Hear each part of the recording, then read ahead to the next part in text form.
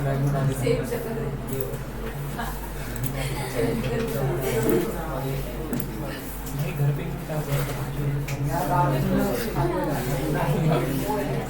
लो ना, घर पे क्यों नहीं उसको टाइम मिलता होगा, ऐसी क्या बात पूछ रहे हो तुम लोग, है ना? हाँ, वो बेचारा बस ये कुछ नहीं, बस यही लिखता है कि नहीं नहीं नहीं नहीं नहीं, इसका चार्ज खत्म हो जाता है। चलो कैपिटल कोई दोनों में से कोई सा भी कर लो, आगे पीछे कोई सा, सैलरी बढ़िया चलते हैं। सैलरी करा क्या है? कैपिटल गेन एक अच्छा कैपिटल गेन है। चलो कोई नहीं, क्या कैपिटल गेन लाइन वाइज कोई नहीं, अरे ये वाला करते हैं, शुरू करते हैं, मजा आएगा। चाहे कैपिटल गेन करो चाहे वो करो, दोनों में से कोई भी फर्क पड़ने वाला है नहीं आपको, ठीक है? दोनों में से ही कोई फर्क नहीं पड़ेगा। ए बस रे, इधर देखो सारे के सारे 2-2 मिनट में चालू हो जाते हो, ठीक है? चलो हेलो एवरीवन, आज हमारी होने वाली है पहली क्लास ऑफ सैलरी।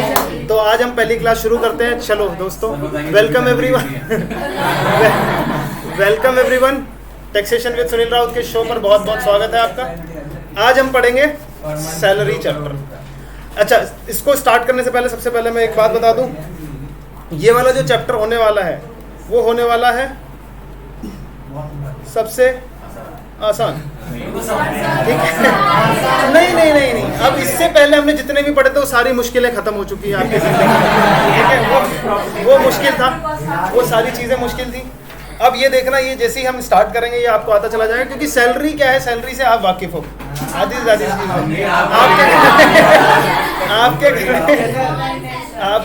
घर में या आपके घर में या कहीं पर भी आपने सैलरी नाम सुना है, ठीक है? हाउस प्रॉपर्टी की इनकम भी सुनते थे, लेकिन टैक्स कैसे करना उसके बारे में पता नहीं था, ठीक है क्या? अब सैलरी की जब हम बात करते हैं तो सैलरी मतलब क्या, बोलो किससे मिलती है सैलरी? सर एम्प्लॉयर से मिलती है क्या? और वो भी किसको? एम्प्लॉय को। यानी पहला कॉन्सेप्ट क्या हो गया, सैलरी हेड में कब टैक्स करेंगे? जब एम्प्लॉयर और एम्प्लॉय रिलेशनशिप होगा तब हम सैलरी हेड में टैक्स करेंगे किसी चीज को, वरना सैलरी हेड में टैक्स नहीं करेंगे। ओके क्या?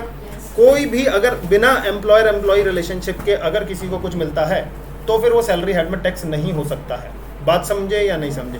यहाँ पर आप देखोगे तो देखो कितना छोटा चैप्टर है, देखो 15, 16 और 17 यही सेक्शंस हैं, और कोई सेक्शंस आपको पढ़ने की जरूरत नहीं। ये सबसे 15, 16, 17 बस, और कोई सेक्शंस आपको पढ़ने की जरूरत नहीं है ना? हाँ ठीक है, बस 15, 16, 17 बस। पेज पे मत जाना, ठीक है? पेजेस पे चलो, ठीक है? चलो देखो, यहाँ पर अगर हम बात करते हैं, हम शुरू करते हैं सैलरी चैप्टर को। देखो सैलरी को डिवाइड किया गया है इन 4 चीज़ों में, 1, 2, 3, 4 चीज़ों में डिवाइड किया है। एक तो सैलरी में डिवाइड किया है 17(1), यानी कि उसको भी बोल रहा है वो क्या, सैलरी में क्या क्या चीज़ें इंक्लूड होगी। सैलरी में सैलरी आएगी, डीए आएगा, क्या आएगा क्या नहीं आएगा, ये सारी चीज़ें, ठीक है? पीएफ, तो ये सारी चीज़ें क्या है सैलरी में हम इंक्लूड करके चलेंगे। कहाँ पर? 17(1) में, ठीक है? उसके बाद वो कहता है कि सैलरी में हम आपकी एक और चीज़ इंक्लूड करेंगे, वो होता है अलाउंसेस। अलाउंसेस मतलब कैश में जो कुछ भी आपको मिला उसको क्या बोलते हैं? एम्प्लॉयर से अगर कैश में मिलता है आपको, जैसे कि एम्प्लॉयर से आपको यूनिफॉर्म का पैसा मिल जाता है, एम्प्लॉयर से आपको ट्रैवलिंग का पैसा मिलता है, एम्प्लॉयर से आपको एंटरटेनमेंट का पैसा मिलता है, ठीक है क्या? हाँ, घूमने के लिए भी पैसा मिलता है, बहुत सारी चीज़ें मिलती हैं आपको पैसा, ठीक है? वो कहता है कि ये लो खर्चे के लिए आप क्या करते हो? वो कहता है कि आप उनको दिखाते हो क्या कि देखो यहाँ से लेके यहाँ तक का हमारा कम से कम किराया लगेगा 50 रुपये या 100 रुपये, ठीक है? अब वो 100 रुपये आपको देता है, आप लटक के बस में जाते हो, ठीक है? ठीक है, और वो 90 रुपये आप बचा लेते हो, ठीक है? तो अब वो क्या कह रहे हैं हम लोग कि जितना भी आपके पास बचा उसको हम सैलरी हेड में आपके इनकम मानकर टैक्स कर देंगे। यस और नो? बात समझे या नहीं समझे? यानी कि कुछ भी यही है, यानी जो कुछ भी एक्स्ट्रा मिल रहा है आपको, जो कुछ भी एक्स्ट्रा मिल रहा है उसको टैक्स कर दिया जाएगा। इसका कॉन्सेप्ट क्या है? सोचो ना कि हम खर्चे के नाम पर सैलरी सामने वाले को दे रहे हैं। अगर मैंने उसको बोला कि ये सैलरी है तो वो डिपार्टमेंट देख ही रहा है कि अच्छा सैलरी मिली तेरे को, ठीक है? अगर मैं खर्चे के नाम पर दूँ और वो खर्चा क्या बोले कि वो सैलरी नहीं बनाएंगे, तो तुम क्या बोलोगे? सैलरी इसकी कितनी है? 2000 रुपये है, 50,000 तो मैं खर्चे के लिए देता हूँ इसको, बात समझा या नहीं समझा क्या बोल रहा हूँ मैं? 50,000 में इसको खर्चा देता हूँ, हाँ ठीक है, सैलरी इसकी 2,000 का काम करता है ये सिर्फ, लेकिन हमारे खर्चे इतने, तो मैं इसको 50,000 रुपये क्या दे रहा हूँ, खर्चा दे रहा हूँ। तो यानी कि खर्चों को भी क्या किया जाएगा, टैक्स किया जाएगा। बात समझ में आया या नहीं आया? तो यानी कि इसको क्या बोला, ये कैश में जो कुछ भी मिल रहा है ये क्या बोलते हैं, अलाउंसेस, ठीक है क्या। अब जैसे ही कैश वाला हुआ तो अब बात होती है कि मान लो कि नीरज भाई साहब को माइक्रोसॉफ्ट में जॉब मिल गई। अब माइक्रोसॉफ्ट में जॉब मिलती है तो वहाँ पर अब देखो क्या है कि फैसिलिटीज़ बहुत देते हैं वो लोग, ठीक है क्या, बहुत फैसिलिटीज़ देते हैं, अच्छे से बहुत जाओ, दिन रात वहीं पड़े रहो। वो कहते हैं कहाँ क्या करना है तुमको बाहर जाके, ठीक है, हाँ बस प्रोडक्टिविटी। तो एक काम, दिन में आए तो आ गए ना तुम, बस क्या करना है, सर भूख लगी, जाओ कैंटीन में खा के आओ, कुछ फ्री तुम्हारे लिए, जाओ जाओ जाओ खा के आओ। समझ में आ रहा है नहीं आ रहा, कैंटीन में खा के आओ। अच्छा क्या घूमने जाना है कहीं, अच्छा इस कॉन्फ्रेंस, सर मेरे को थोड़ा सा पीस चाहिए, जाओ कॉन्फ्रेंस रूम में और यहाँ पर ये सारी चीज़ें यहाँ पर चले जाओ। अच्छा एंटरटेनमेंट ना ऑफिस में ऊपर वाले माले पे बना हुआ, जाओ ठीक है क्या। लेकिन आज समझ में आया नहीं आया, तो यानी कि और फिर कह रहे घर जाकर सर मुझे खाना बनाना पड़ता है, तब ऐसे नहीं, टेंशन मत लो, हम यहाँ पर मेड दे रहे हैं हम आपको, ठीक है क्या। अच्छा सर मेरे को क्या नाम है रेंट देना पड़ता है, अरे क्या बात करती तुमने, रेंट हमने घर अलॉट किया है उसमें रहो, इसको बोलते हैं रेंट फ्री एकोमोडेशन, ठीक है क्या, रेंट फ्री एकोमोडेशन, घर भी हमने अपनी तरफ से दे दिया, रहो, ठीक है। खाना बनाने की जरूरत नहीं, माली भी हमने दिया, कह रहे सर आने जाने में थोड़ा सा कहते ये लो कार, ठीक है क्या, ठीक है सर चलाने में दिक्कत रहती थोड़ा, ये लो ड्राइवर, ठीक है क्या। तो यानी कि जितनी भी फैसिलिटी मिल रही है, फैसिलिटी में अगर कुछ चीज मिल रहा है उसको क्या बोलेंगे हम लोग, परक्विजिट, ठीक है क्या, ये फैसिलिटीज है। अगर फैसिलिटीज को अगर मैं बोलूं, यहाँ पर फैसिलिटीज की अगर मैं बात करूं, क्या उसको भी टैक्स किया जा रहा है, यस, वरना तो सैलरी बोलेंगे 2,000 और फैसिलिटीज बोलेंगे 50,000 या 1,00,000 रुपए की। बात समझे या नहीं समझे, ठीक है क्या। तो यानी कि क्या कर रहे हैं हम लोग, फैसिलिटी भी को भी टैक्स कर रहे हैं। अब ये profit in lieu of salary, क्या बोल रहे हैं, profit in lieu of salary, कुछ ना कुछ तो प्रॉफिट होना चाहिए ना, इतने साल तक वो बेचारा एम्प्लॉयर के अंडर में काम करता है, कुछ ना कुछ उसको रिटायरमेंट के बाद मिलना चाहिए या नहीं मिलना चाहिए, बोलो ग्रेच्युटी का पैसा मिलता है या नहीं मिलता, ठीक है क्या, उसको ग्रेच्युटी का, अच्छा पीएफ में से भी पैसा मिलता है उसको, कुछ ना कुछ तो एक्स्ट्रा उसमें किसका इन्वॉल्वमेंट रहता है, मैंने बोला ना एम्प्लॉयर और एम्प्लॉय दोनों जमा करते हैं, एम्प्लॉय जमा कर रहा है अपनी सैलरी में से कटवा रहा है, एम्प्लॉय अगर किसी फंड में जमा कर रहा है तो अपनी सैलरी में से डिडक्ट करवाता है, उसका सैलरी में से पोर्शन कट जाता है और वो वहाँ चला जाता है, ठीक है क्या। अब वो तो अपनी टैक्सेबल सैलरी में से जमा कर रहा है, बात समझे या नहीं समझे, लेकिन एडिशनली एम्प्लॉयर भी तो दे रहा है उसको कुछ, तो यानी कि एडिशनली एम्प्लॉयर दे रहा है और इसको मिलता कब है, वो रिटायरमेंट के बाद। तो मोस्टली रिटायरमेंट के बाद जो जितनी भी चीज़ें रहती हैं, जैसे सैलरी हो गई, पेंशन हो गई, यहाँ पर सारा ग्रेच्युटी हो गया, वो सारा चीज़ कहाँ आ जाएगा, वो प्रॉफिट इन लिeu ऑफ सैलरी में आ जाएगा।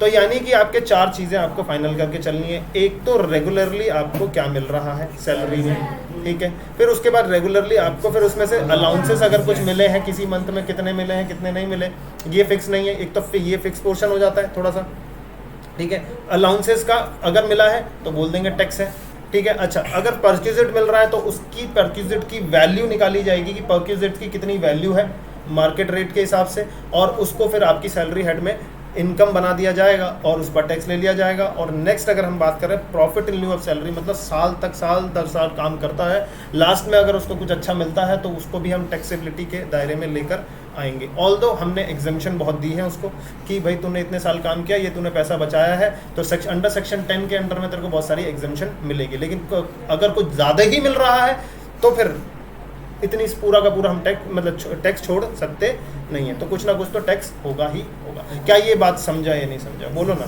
यस और नो। चलो यहाँ तक तो सर बात हमारे को समझ में आ गई है।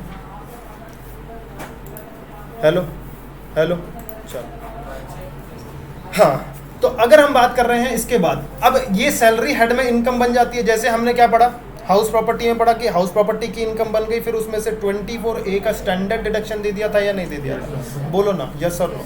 यस सर हमें दे दिया था, लेकिन अब यहाँ पर भी आपको एक स्टैंडर्ड डिडक्शन अनाउंस हो चुका है, ये है ₹50,000 का। कितना है ये, किसी का परसेंटेज नहीं है, ये एक स्टैंडर्ड डिडक्शन, एक पर्टिकुलर अमाउंट है जो कि आपको सैलरी में से डिडक्ट करने को मिलेगा। यानी कि चाहे 6 लाख की इनकम है, चाहे 10 लाख की इनकम है, चाहे 5 करोड़ की इनकम है, चाहे 10 करोड़ की इनकम है, तो कितना टोटल आ जाएगा आपका, बोलो 50,000 का। कितना आ जाएगा बोलो, 50,000 का। या सर नो, फिक्स है, फिक्स है। लेकिन अगर आपकी सैलरी ही 45,000 है साल की तो कितना 45,000 पूरा पूरा डिडक्ट करने को मिलेगा, आपका कुछ भी टैक्स होना नहीं है। समझे या नहीं समझे? ठीक है। नेक्स्ट अगर हम बात कर रहे हैं एंटरटेनमेंट अलाउंस की और किसकी, टैक्स ऑन एम्प्लॉयर्स की।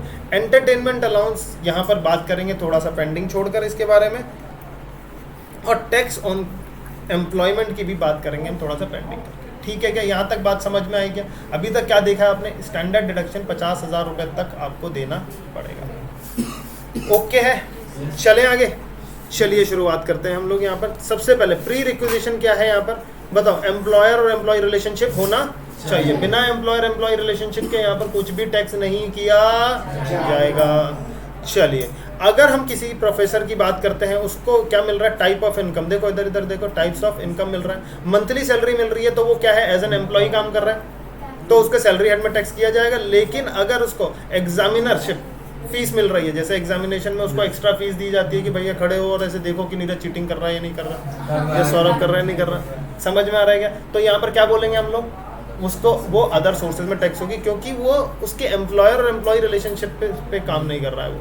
ठीक है, वो हो सकता है वो मना भी कर सकता है कि भाई मैं बिजी हूँ, मैं नहीं कर सकता। वो ड्यूटी दी जाती है कि भैया अगर जो काम करेगा उसको ये एक्स्ट्रा चीज़ें हम देंगे, तो वो तुम अपना अप्लाई करो कि तुम करना चाहते हो या नहीं करना चाहते हो। ठीक है क्या? डायरेक्टर है तो सिटिंग फीस अगर इसको मिल रही है फॉर अटेंडिंग, पता है ना डायरेक्टर को सिटिंग फीस मिलती है। सिटिंग फीस लॉजिक समझो, लॉजिक उसी की कंपनी नहीं है, वहाँ पर शेयर होल्डर का पैसा लगा हुआ है। समझे या नहीं समझे? शेयर होल्डर का पैसा लगता है नहीं लगता? कंपनी मैंने खोल दी और तुम लोगों ने पैसा लगा दिया, तुम लोगों ने पैसा, हाँ बोलो। डायरेक्टर वो होल टाइम डायरेक्टर होता है। होल टाइम डायरेक्टर को क्या बोलते हैं? एम्प्लॉय बोलते हैं। अगर वो पार्ट टाइम डायरेक्टर है तो वो एम्प्लॉय नहीं है। समझ में आया क्या? एम्प्लॉय भी दो तरीके के, मतलब डायरेक्टर भी दो तरीके के। ठीक है कि इंडिपेंडेंट डायरेक्टर वो एम्प्लॉय कहीं से नहीं हो सकता। समझ में आ रहा है? तो अभी लॉ में आप पढ़ोगे, लॉ में आप पढ़ोगे कि independent director, whole time director, ये सारे कॉन्सेप्ट्स आपके वहाँ पर क्लियर हो जाएंगे। ठीक है क्या? बात समझा या नहीं समझा? अच्छा, अगर मैं बात कर रहा हूँ यहाँ पर किसकी, डायरेक्टर की बात कर रहा हूँ, तो डायरेक्टर मान लो कि मैं हूँ अपनी कंपनी का, ABC लिमिटेड है, आप लोग शेयर होल्डर्स हो सारे। ठीक है, मैं हूँ और मान लो अभिमन्यु है, और हम लोग मिलकर क्या कर रहे हैं? हम लोग मीटिंग कर रहे हैं। समझ में आ रहा है क्या? हम लोग मीटिंग कर रहे हैं किसके वेलफेयर के लिए? अरे बोलो ना, डिसीजन किसका होना चाहिए? अगर हमारे डिसीजन के बेसिस पे अगर कंपनी को फ़ायदा होता है तो आप लोगों को फ़ायदा होगा या नहीं होगा? यस। तो मैं क्यों टाइम लगाऊं एक्स्ट्रा और आप पैसा ले जाओ? मीटिंग का मतलब क्या है? एक मेजर डिसीजन मेकिंग होगी, एक अच्छी इन्वेस्टमेंट्स के बारे में सोचेंगे, या फिर हमारे एजेंडा जितने भी होंगे हम उसमें शेयर करेंगे, क्या करना चाहिए, एक्सपेंशन करना चाहिए, यहाँ करना चाहिए, वहाँ करना चाहिए। वो शेयर होल्डर थोड़ी बताता है, वो कौन लेता है डिसीजन? डायरेक्टर्स लेते हैं। ठीक है, क्या करना चाहिए? ऑल्दो वो मीटिंग्स में जाके आपको बताएंगे, आपका पोल लेंगे। ठीक है, पोल मतलब आपका वोटिंग वगैरह होगा। ठीक है, किस में क्या करना चाहिए, क्या नहीं करना चाहिए। ठीक है क्या? लेकिन अगर मैं बोलूँ कि अगर ये सब चीज़ें हो रही हैं, अब ये रहता है मान लो कहीं और केरल रहता है, और मैं रहता हूँ मान लो ये दिल्ली में ही रहता हूँ मैं, और हम लोग कह रहे हैं कि चलो भाई मिलते हैं गोवा। ठीक है क्या? तो गोवा मिलते हैं, वो फ्लाइट लेके वहाँ से आएगा, मैं फ्लाइट लेके यहाँ से जाऊँगा। ये तो हो गई इंडिया की बात। लेकिन अगर बड़ी कंपनी है तो मीटिंग होती है कहाँ पर? London, Paris. समझ में आ रही है नहीं आ रही? और वहाँ पर मीटिंग करने अपन लोग जा रहे हैं, तो वो डायरेक्टरशिप फीस मिलनी चाहिए या नहीं मिलनी चाहिए? मिलनी चाहिए। तो सैलरी का ही पार्ट है। सैलरी अलग है, सैलरी अलग है, सैलरी अलग है। सैलरी का वो तो रेगुलर काम करने का सैलरी है। मीटिंग स्पेशली हम अपना एक्सपेंस बुक करके जाते हैं। बात समझ में आ रहा नहीं आ रहा? तो वो भी, हाँ उसका भी खर्च, हाँ उसका भी खर्चा किसका? इनका। और वो एक्स्ट्रा वहाँ पर दिमाग लगा के बैठोगे, डिसीजन मेकिंग लोगे, तो उसमें डायरेक्टरशिप की फीस होती है। बात समझ में आया नहीं? तुम जब डायरेक्टर बनोगे तुम भी कहोगे मैं क्यों लूँ, मैं क्यों करूं बिना बात का? तुम छोड़ देना। ठीक है तुम छोड़ देना। डायरेक्टरशिप फीस मतलब समझ में आया क्या क्या बोल रहा है? एक एक वैसे अगर अच्छी कंपनी है तो डायरेक्टरशिप के नाम में मतलब एक मीटिंग में अगर जाते हैं तो एक मीटिंग में 2 लाख 3 लाख 4 लाख तो ऐसे ही आ जाते हैं। डायरेक्टर अगर कंपनी अच्छी चल रही है तो, अगर कंपनी अच्छी नहीं चल रही है तो अपने घर में ही कर लिया है, आ जाओ रे। ठीक है क्या? ठीक है क्या? यही मीटिंग करते हैं या रोड पे मीटिंग, समोसा पाव खाया, चलो ठीक है तो मीटिंग कर ली। तो वो उनकी बात नहीं कर रहा। अगर डायरेक्टरशिप में अगर मिलती है क्या तुमको, तो वो कौन से हेड में टैक्स होगी आपके?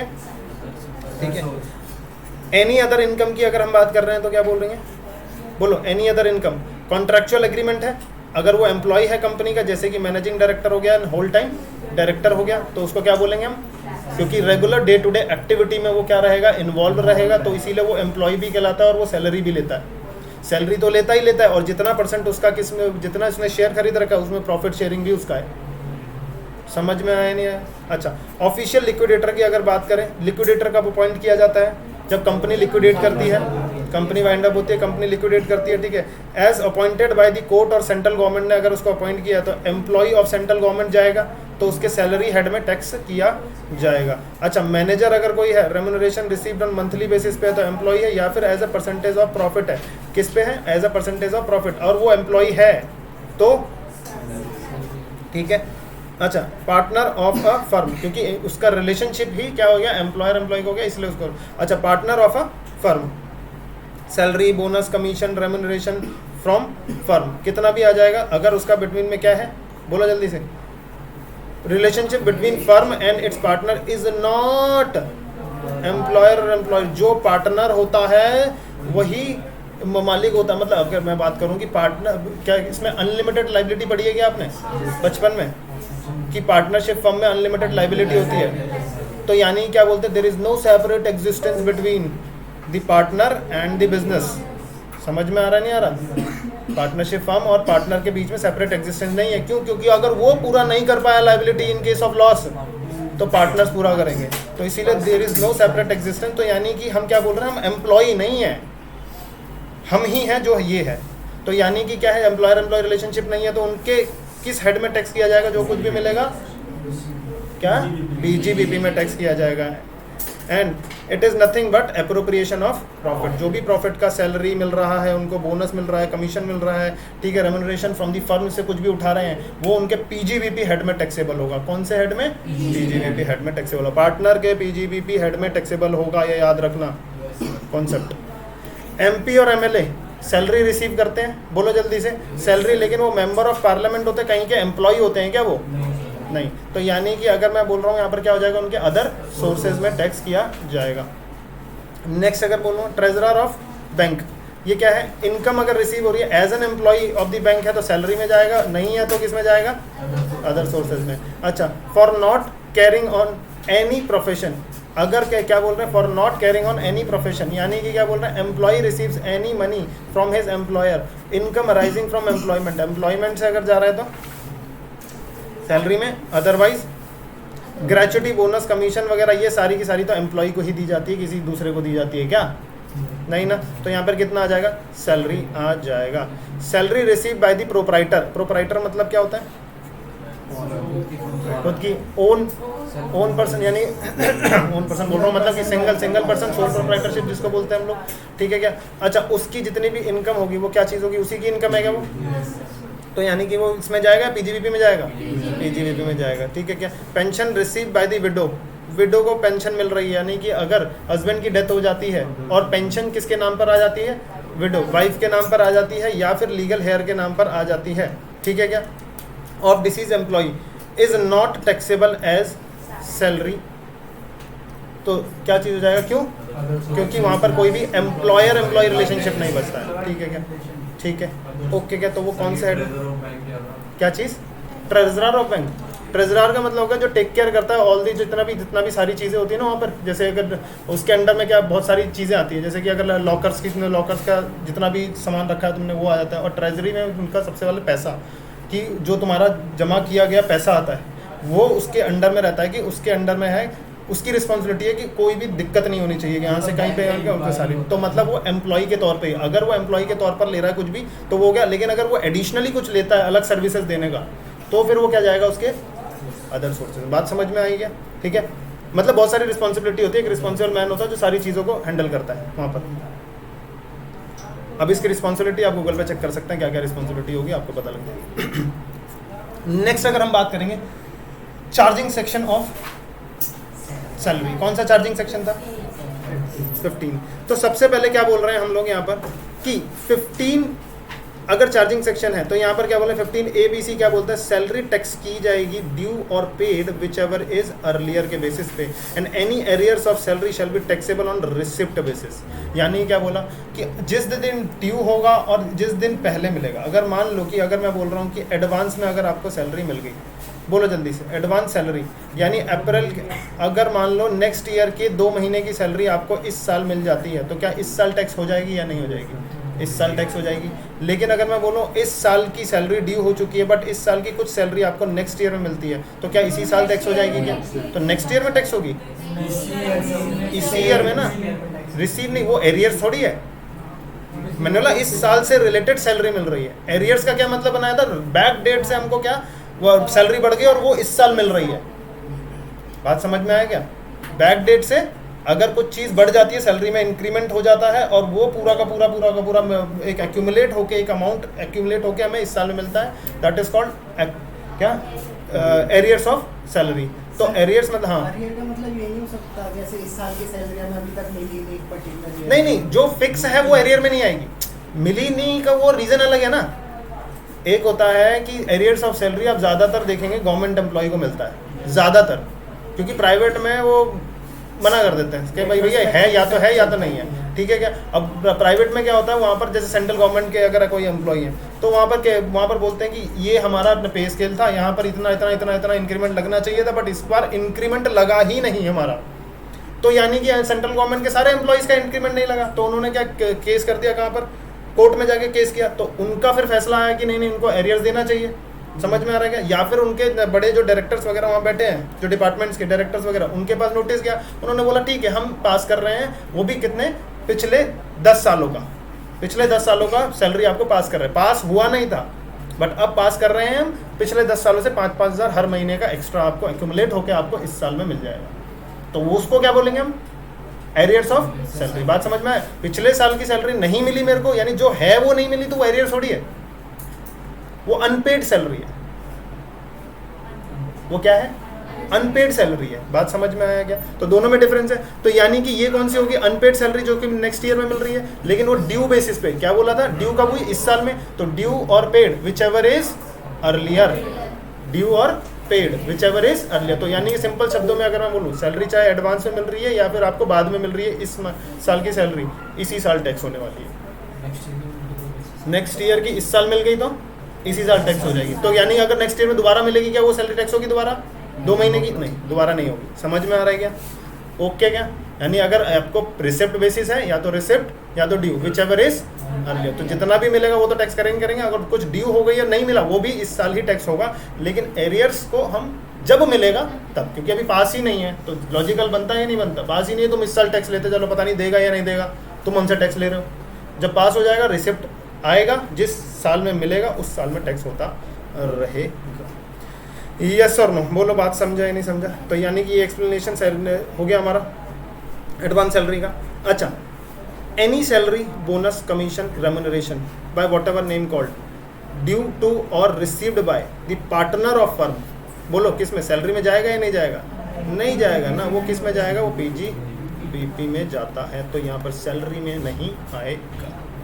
चलिए, अब यहाँ पर 17(1) पहला पार्ट देखा था हमने कि 17(1) सैलरी प्लस अलाउंस, बोलो सारे के सारे, salary plus allowance plus perquisite plus profit in लिeu of salary. ठीक है क्या? ठीक है ना। तो अब यानी कि सबसे पहला क्या देख रहे हैं हम लोग, सैलरी का देख रहे हैं कि सैलरी में क्या क्या चीज़ें हैं। अब सैलरी में आप देखोगे कि ये क्या क्या चीज़ें हैं, तो इसको मैं अब आपको क्या पढ़ाऊँगा, यहाँ से नहीं, नीचे से हम पढ़ेंगे, यहाँ से सीधा। सैलरी में आप ये पढ़ लोगे सारी चीज़ें 2 मिनट में, ठीक है क्या। अब यहाँ पर इसको छोड़ो, ये आ जाओ, ये पूरा बना रखा है मैंने क्या, सैलरी का, कि सैलरी में क्या क्या चीज़ें आएंगी, और यहाँ से हम थोड़ा सा एक्सप्लेन करते हुए जाएंगे। ठीक है क्या? अरे इतनी लंबी सांस भर ली आपने, सैलरी की इतनी सारी चीज़ें देख के, ठीक है क्या? अरे हो जाएगा, ये तो मज़े की बात है। ठीक है, ये तो मैं याद करके थोड़ी अपने मन से देना, तुम्हें वो बोलेगा क्वेश्चन में कि ये दिया है, हाँ ठीक है ले टैक्स, ये दिया है ये टैक्स, ये दिया है ये टैक्स। ये क्या, अकाउंटेंट बैठता है वही कर देता सीधा। सैलरी कौन बनाता है? अकाउंटेंट ही बनाता है। तो वो कर सकता, तुम लोग नहीं कर सकते ये सब चीज़ें हैं। सॉफ्टवेयर मतलब सॉफ्टवेयर तो एक फॉर्मेट बना कर दे रहा है, लिखता तो वही है ना कि टैक्स होगा या नहीं होगा, लिखता तो वही है ना क्यों टैक्स होगा या नहीं होगा, वो सीधा डालेगा, सीधा टैक्स होगा नहीं होगा। वो अपने अपने हिसाब से क्या क्या चीज़ें मिली, क्या क्या चीज़ें मिली, सॉफ्टवेयर तो बना हुआ है, ठीक है, पता ही है उसको कि ये चीज़ें वो उसमें डालता, वो आ जाएगा क्या, रिकॉग्नाइज प्रोविडेंट फंड आएगा अभी। ठीक है क्या? देखो सबसे पहला बेसिक सैलरी। बेसिक सैलरी अगर आपको कुछ भी मिल रहा है टैक्सेबल हो जाएगा। अच्छा, फीस अगर आपको कुछ मिल रही है, फीस मतलब कुछ करने की आपको फीस मिली है वहाँ पर, ठीक है, तो वो भी, हाँ, तो वो भी क्या हो जाएगा, टैक्सेबल हो जाएगा। कोई कमीशन मिला है, यानी कि कोई ज़्यादा होता है ना कि सेल करो जितना सेल करोगे उसमें कुछ परसेंटेज आ जाएगा, पर सेल्स डिपार्टमेंट में सबसे ज़्यादा देखने को मिलता है। तो उनको कमीशन मिला तो वो भी सैलरी का पार्ट ही उनका बनेगा, उनका अदर सोर्स का पार्ट नहीं बनेगा कमीशन। यस और नो? क्योंकि सैलरी किस लिए मिल रही है उन्हें, कमीशन किस लिए मिल रही है? Because of the employer relationship की वजह से उनको क्या कमीशन मिल रहा है। बोनस मिल रहा है, अगर उनको कुछ बोनस पता है ना, एक साल काम कर लिया, उसके बाद उन्होंने बोला कि चलो ठीक है आज से तुम्हारी इंक्रीमेंट तो ये है, बट बोनस के तौर पर मैं 1000 रुपये और बढ़ा रहा हूँ, ठीक है क्या? तो यानी क्या होता है, बोनस सैलरी भी क्या होगी, टैक्स होगी। अच्छा, ग्रेचुटी या फिर एक पर्टिकुलर बोनस के तौर पे हम बोलते हैं दिवाली आ गई, बोनस के तौर पे 5-5 हज़ार रुपये दे दिया हमने, ये लो बोनस। या फिर ये सिर्फ वेजेस के तौर पे किसको देते हैं, ये लेबर वगैरह को ज़्यादा, ठीक है, 5-5 हज़ार 2-2 हज़ार रुपये ये दे देते हैं। लेकिन अगर जो बड़े एम्प्लॉयज़ होते हैं उनको भी ज़्यादा अमाउंट में मिलता है, ठीक है क्या? अच्छा, ग्रेचुटी मतलब समझ में आ रहा है क्या? लास्ट में जाकर हमें एक मोटा अमाउंट मिलता है, क्योंकि इतने सालों तक हमने सर्व किया, तो उसके हिसाब से फिर हमको क्या मिलता है, ग्रेचुटी मिलता है। तो ग्रेचुटी भी टैक्सेबल हो जाएगा। लीव एनकैशमेंट का क्या मतलब है? लीव छुट्टियों का पैसा, यानी कि आपको क्या कहते हैं कि अगर आप एम्प्लॉयमेंट में हैं तो आपको कुछ फिक्स छुट्टियाँ मिलती हैं कि इतनी छुट्टियाँ आपको करनी है, और उसका अगर आपने कर भी लिया तो आपका पैसा नहीं कटेगा, आपको पैसा मिलेगा उसका। तो आप क्या करते हो, आप वो छुट्टियां बचा लेते हो लास्ट तक, ठीक है क्या? अब वो छुट्टियां बचा लेते हो तो उन छुट्टियों का मान लो 300 छुट्टियां अगर मैं बोलूँ तो 300 छुट्टियों का रूल है किसमें, सेंट्रल गवर्नमेंट के एम्प्लॉय में, ठीक है क्या? तो 300 छुट्टियाँ अगर उन्होंने बचा ली है पूरे जितनी भी सर्विस में, ठीक है, तो वैसे अगर उन्होंने बोला कि 300 छुट्टियां अगर उसमें उन्होंने बचा ली है तो 300 छुट्टियों का पैसा मल्टीप्लाइड बाय उस दिन के रेट से जो उनकी सैलरी का पार्ट है, उतना पैसा उनको कब मिल जाएगा, रिटायरमेंट के बाद मिल जाएगा। ओके क्या, मज़े की बात है ये तो, ठीक है। तो यानी कि सैलरी में उनके टैक्स किया जाएगा। अच्छा यानी कि पेंशन की अगर हम बात करें तो पेंशन भी अगर जो आती है वो हर साल मिलती है उनको। एक तो एक्यूमुलेटिव पेंशन होती है और एक अनक्यूमुलेटिव पेंशन होती है, तो दोनों की पेंशन को टैक्स किया जाएगा। आगे अगर मैं बात करूँ रिट्रीचमेंट कॉम्पनसेशन, रिट्रीचमेंट कॉम्पनसेशन का मतलब क्या है? रिट्रीचमेंट कॉम्पनसेशन मतलब अगर छोड़कर जा रहे हो, एक होता है वॉलंटरी रिटायरमेंट नीचे वाला, और एक होता है रिट्रीचमेंट कॉम्पनसेशन। यानी कि क्या बोल रहे हैं, वॉलंटरी रिटायरमेंट का मतलब क्या है, अब मैं काम नहीं करना चाहता। एम्प्लॉय धड़ाक से किस में लात मारता है, उसके बेंच पे, किसके एम्प्लॉयर के, कहता मैं तेरे साथ काम नहीं करना चाहता, ये ले मेरा वॉलंटरी रिटायरमेंट। समझे, ऐसे लात नहीं मारता, मतलब आराम से देता है, ठीक है क्या? अपना लेटर लेके जाता है, करता है, कहता है ये लो। और तो जब क्या देते हैं, वॉलंटरी रिटायरमेंट लेता है तो उसको कुछ ना कुछ कंपनसेशन भी दिया जाता है, ठीक है, कि तू पहले से ही रिटायरमेंट लेकर जा रहा है, तेरी वैसे 60 साल तक सैलरी बनती थी यहाँ पर, मतलब तेरा लॉजिकली बनता था यहाँ पर, तो तू पहले से जा रहा है किसी भी रीज़न की वजह से, तो ये ले 5 लाख रुपये कम से कम, या 3 लाख रुपये, 5 लाख, जितना भी मिल रहा है वो सैलरी हेड में टैक्स कर दिया जाएगा। और रिट्रीचमेंट कॉम्पनसेशन में यहाँ पर यहाँ कॉन्ट्रैक्ट से पहले ही एम्प्लॉयर तुम्हें निकाल देता है, और उसका तुम्हें क्या दे रहा है, कॉम्पनसेशन दे रहा है। उसका क्या दे रहा है, कॉम्पनसेशन। अगर कुछ मिलता है और तुम वो कॉम्पनसेशन लेके जाते हो तो वो भी तुम्हारे सैलरी हेड में टैक्सेबल हो जाएगा। यस और नो, ठीक है क्या यहाँ तक? सर इसको सीक्वेंस में याद रखना है? नहीं, सीक्वेंस में कुछ याद नहीं रखना है, बस यहाँ पे मतलब याद रखना है। अभी आता जाएगा सीधा क्या क्या टैक्सेबल है, क्या क्या टैक्सेबल है, ये पता तो लग रहा है ना। देखो अब यहाँ पर किस चीज़ का पार्ट आ गया, अलाउंस का पार्ट आ गया। यहाँ पर मतलब समझा रहा हूँ मैं थोड़ा क्या क्या चीज़ें आएंगी, थोड़ा अवेयर हो जाओ चीज़ों से, ठीक है ना? आगे करेंगे तो फिर मज़ा आएगा। अच्छा हंस देते तुम लोग, ऐसे मज़ा नहीं आता क्या तुम लोग? अच्छा, डीए की बात करें, डीए का मतलब क्या होता है, डीएनएस अलाउंस। अच्छा, डीएनएस अलाउंस क्यों मिलता है? इसको बोलते हैं महंगाई भत्ता। यानी कि हर साल इन्फ्लेशन आता है तो उनकी सैलरी में भी कुछ ना कुछ बढ़ता रहता है इन्फ्लेशन के चक्कर में, ठीक है ना? तो यानी कि उसको क्या बोलते हैं, डीए। तो वो भी क्या होगा, सैलरी का पार्ट बनेगा, और इनकम टैक्स ऑफिसर उस पर भी टैक्स लेगा। अच्छा, हाउस रेंट अलाउंस, मैंने क्या बोला था, अगर हाउस दे दिया, पूरा का पूरा घर दे दिया, रेंट फ्री एकोमोडेशन, तो वो हो गया परक्यूजेट, क्योंकि वो फैसिलिटी है। लेकिन अगर पैसा दिया रेंट पे रहने के लिए कि तुम जाओ और रेंट पर रहो और ये पैसा हम दे रहे हैं, इसको क्या बोलते हैं, हाउस रेंट अलाउंस। तो उसको भी टैक्स किया जाता है। एक्सेप्शन में अभी भी, मैं क्या बोल रहा हूँ कि एक्सेप्शन बोल रहा हूँ, एग्जेम्पशन में अभी भी है। सेक्शन नंबर 10 में एग्जेम्पशन दी गई है, कितना आपको एग्जेम्पशन मिलेगा वो हम कैलकुलेट करेंगे बाद में, बस कितना टैक्स होगा कितना नहीं होगा, तो वो टैक्सेबल है, ठीक है। अच्छा, चिल्ड्रन एजुकेशन अलाउंस, अब बच्चों की पढ़ाई के लिए भी आपको अगर कुछ अलाउंस दिया जाता है, जैसे 100 रुपये अगर मान लो महीने के दे दिया आपको, तो हाँ, तो वहाँ तक। अच्छा, और उसके बाद क्या बोल रहा है, चिल्ड्रन हॉस्टल में रखो अपने बच्चों को, ठीक है, अपने से दूर रखो, क्योंकि तुम लोगों को ज़्यादा परेशान करते हैं ये लोग, ठीक है, तो यानी कि इनको दूर रखो, हम पैसा दे रहे हैं, ठीक है। अच्छा, और यहाँ पर क्या बोल रहे हैं हम? Entertainment allowance. एंटरटेनमेंट अलाउंस का क्या मतलब है? मूवी देख के हाँ, मौज करो। एंटरटेनमेंट अलाउंस, अगर एंटरटेनमेंट अलाउंस भी मिलता काफ़ी होता है। ये अलाउंसेस वगैरह मालूम ना, मैंने बताया था आपको कि कोर्ट वगैरह जो सुप्रीम कोर्ट के जो जज वगैरह होते हैं, उनको जज वगैरह बहुत ज़्यादा होती है और उनको फैसिलिटी भी मिलती है और सब एग्जम्प्ट है। सब एग्जम्प्ट। ओह, ऐसे नहीं, माइंड कितना लगाना पड़ता है उनको, ठीक है क्या? ये सच बोल रहा है, नहीं सच बोल रहा है, हाँ और क्या। अच्छा, अब ये नीरज झूठ भी बोल देगा तो इसको कौन मानेगा कि ये झूठ बोल रहा है? इसको देख के तो ऐसे लगता है ये सच ही बोलता होगा।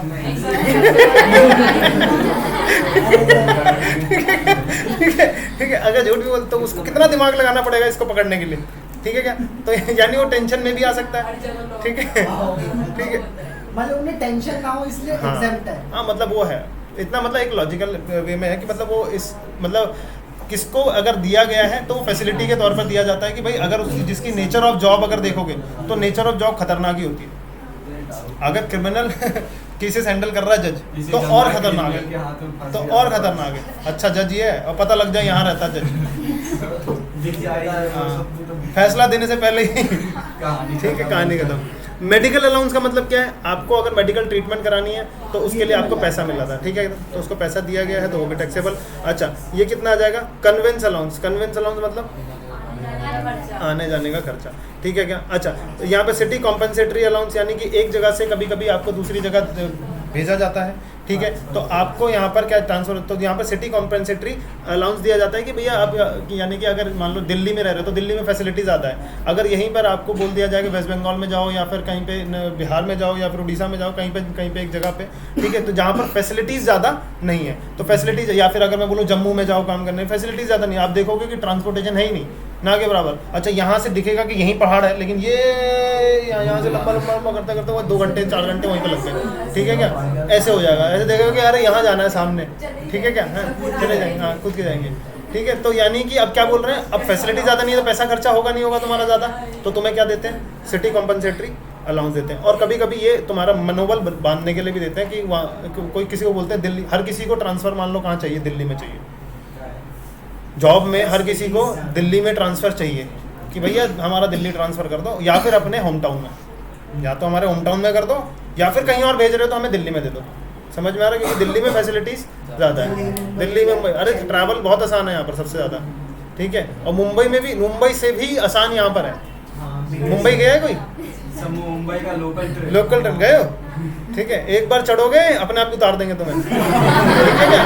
अपने आप उतार देंगे, इतना मतलब सबसे ज़्यादा अगर मान लो लोकल रुकी तो पूरी मुंबई रुक जाएगी, आधे ज़्यादा। हाँ, ये है लोकल जान है वहाँ की, मतलब लोकल जान है वहाँ की, इतने लोग आते हैं, इतने लोग सब चढ़ते हैं वहाँ पे, ठीक है। अब चढ़ गए, एक तो होता है वहाँ पर क्या कि मैं जब पहली बार गया था, मेरा असाइनमेंट था 3 महीने के लिए मैं वहाँ पे था, तो मैंने बोला यार पहले तो ऑटो से जाएंगे अपन, फिर ऑटो वाले का देखा, अरे यार भाड़ा इतना है, मैंने कहा चलो यार लोकल पकड़ो, ठीक है। अब यहाँ पर क्या हुआ, ऑटो वाले का क्या, वहाँ पर ना मीटर चार्जेस जो होते हैं उनके, वो उसमें मतलब अगर ट्रैफिक में खड़े हो गए तो भी बढ़ते रहेंगे, अच्छा यहाँ से लेके अगर जाना है मान लो 50 रुपये अगर अपने लग रहे हैं, ठीक है, 50 रुपये 100 रुपये लग रहे हैं, ठीक है। अब ये 15 मिनट के गैप में खड़ा हो गया तो 1 मिनट का 1 रुपये बढ़ जाता था। हम तो देख रहे हैं यार ये ट्रैफिक में 10 रुपये यहीं बढ़ गए, 15 रुपये यहीं बढ़ गए, तो वो मीटर पे ध्यान रहता है, अपना टेंशन तो इसमें हो रही है क्या, यार ये तो मीटर बढ़ रहा है, ठीक है, नहीं यार लोकल पकड़ो। और लोकल से बिल्कुल सही है, कहीं पे रुकने की ज़रूरत नहीं, सीधा अपना टाइम पर पहुँचते हो चीज़ें, जैसे मेट्रो हो गई अपनी टाइम पर, जहाँ पे फिक्स हो गया तो वहाँ पर फिक्स, ठीक है। तो ये चीज़ें अच्छी है वहाँ पे। लेकिन अब यहाँ पर क्या हुआ, वहाँ पे भीड़ बहुत है, 2 श्रेणी है वहाँ पे, एक तो है प्रथम श्रेणी और एक है द्वितीय श्रेणी, जिसको फर्स्ट क्लास और सेकंड क्लास बोला जाता है वहाँ पे, ठीक है क्या, ठीक है। तो टिकट होती है जो सस्ती जो होती है सेकंड क्लास की होती है। फर्स्ट क्लास में तो भाई वो जो, अगर मेरे को भी नहीं पता था कि वो मैंने सेकंड क्लास की ऐसा क्लास भी कुछ है, ठीक है, तो मैंने टिकट मांगी तो उसने बोला चलो ठीक है यहाँ पे 20 रुपये की वो है, तो वो ले लिया मैंने और मैं चढ़ गया फर्स्ट क्लास में। तो मैंने देखा वहाँ पे सीट्स होती हैं वहाँ पे ना, सीट होती है 3 सीट होंगी लोकल में, ठीक है। और वहाँ पर क्या है, अगर डिफरेंसेस मेरे को नहीं पता कि क्या था पहले, जब मैं पहली गया तो मैंने कहा भाई साइड होना, क्योंकि मैंने देखा कि भाई एक ही 3 वाले पे 6 बैठ रहे हैं, 5 बैठ रहे हैं, तो मैंने उनको बोला, मैंने बोला भैया साइड होना, तो वो मेरे को तो पहले ऐसे देखता है कि ऊपर से नीचे 2 बार देखे, क्योंकि मेरे को पता नहीं भाई कि ये फर्स्ट क्लास है और फर्स्ट क्लास में जो सीट होती है वही बैठता है, ठीक है क्या। तो अब वो कह रहा भाई सेकंड क्लास की है क्या आपकी सीट? मैंने कहा सेकंड क्लास की? कहता टिकट देखो। मैंने टिकट देखा, वहाँ पे लिखा हुआ सेकंड क्लास। मैंने कहा अच्छा ये क्या है? तो कह रहा है अच्छा ये भी होता है? कह रहा नहीं पीछे वाले तो कह रहा है भैया जल्दी उतर जाना, ये यहाँ टीटी भी आते हैं। फिर उन्होंने पकड़ लिया तो फिर वो उन्होंने पकड़ लिया, फिर फाइन और लगेगा। मैंने कहा अच्छा ये भी सही है। तो जैसे ही उसमें घुसा, अब वहाँ पर एक और चीज़ होती है क्या कि आपका जो विकलांग वगैरह जो होते हैं ना, उनके लिए उन लोगों की अलग से सीट्स रहती है रिजर्व। तो एक घुसा ऐसे करता विकलांग विकलांग विकलांग विकलांग। मैंने कहा था ये कैसा विकलांग? और उसने पेट में इतनी तेज मारा, मैंने कहा यार किडनी में दर्द हो गया यहाँ पे। मैंने कहा यार ये कर क्या रहा है? और मैं विकलांग विकलांग करके जाके अपनी सीट पे बैठ गया। मैंने कहा भाई मैंने कहा यार अच्छी बात है यार ये, लेकिन अब वो भी क्या करे, वरना घुसने नहीं देंगे उसको भी। मतलब सबने अपना अपना जुगाड़ अच्छे से बना रखा है वहाँ पर कोई वो नहीं है, कोई किसी को नहीं देखेगा, ठीक है। यहाँ पर मैंने कहा यार ये सही है, लेकिन पहले चढ़ेंगे, अच्छे से चढ़ जाएंगे टाइम पे आके। मेट्रो मेट्रो बोल रहा हूँ, ट्रेन पूरी भर भी जाती है, लटक जाते हैं लोग नीचे, पूरे चढ़ रहे हैं, बुरा हाल है, ठीक है पूरा। चलो यूनिफॉर्म अलाउंस अगर आपको कुछ मिला है तो, यूनिफॉर्म अलाउंस कुछ मिला है तो वो भी टैक्सेबल हो जाएगा, ठीक है। अच्छा प्रोफेशनल डेवलपमेंट अलाउंस वगैरह मिला, अपनी खुद की प्रोफेशनल डेवलपमेंट मतलब अपनी जैसे होता है ना कि अब सॉफ्टवेयर आ गया, टैली चेंज किया, अब क्या लग गया, हमारा सैप लग गया, और आपको कह रहे हैं ट्रेनिंग लो जाके, या तो हम ट्रेनिंग देंगे या तो आप ले लो ट्रेनिंग, हम पैसा देते हैं।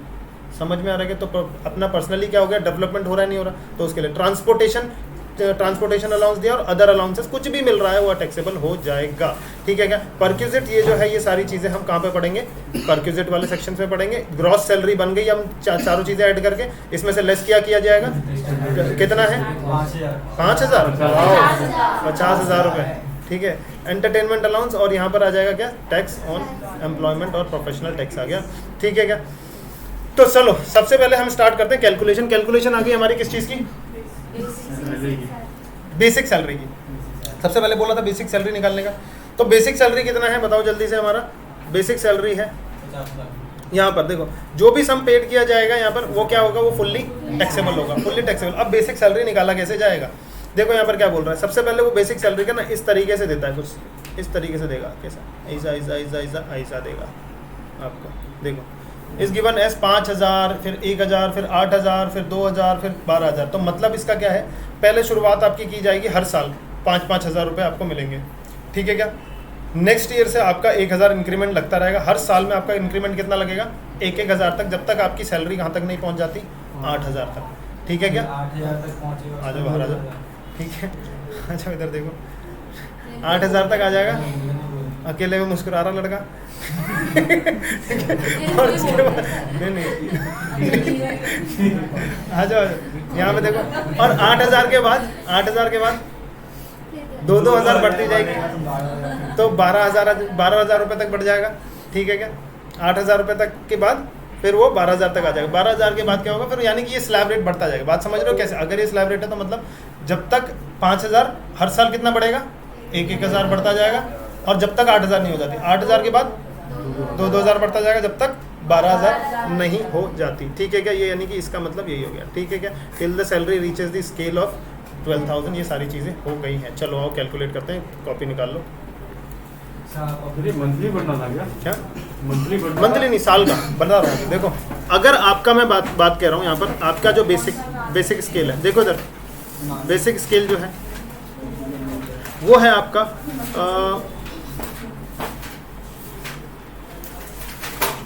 5,000 रुपये, 5,000 रुपये। अच्छा ये प्लस नहीं है,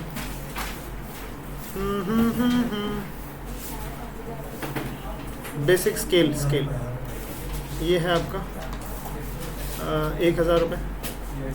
फिर इसका आ जाएगा आपका 10,000 रुपये, 10,000 छोड़ो, ये आ जाएगा 7,000 रुपये, 7,000 रुपये। फिर आ जाएगा 2,000 रुपये, फिर आ जाएगा आपका 12,000 रुपये, फिर आ जाएगा आपका 3,000 रुपये, फिर आ जाएगा आपका 15,000 रुपये, फिर आ जाएगा उसका 4,000 रुपये, और वो जाएगा आपका नहीं सॉरी ये गलत हो गया, एक सेकंड रुको करो 7 ही हो गया, 7 तक तो हो जाएगा, ठीक है। 7, 8, 9,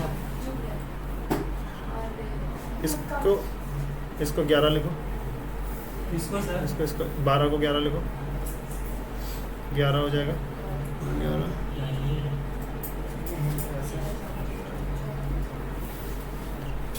गाढ़ा 3 14 हो गया। इसको 17 लिख दो,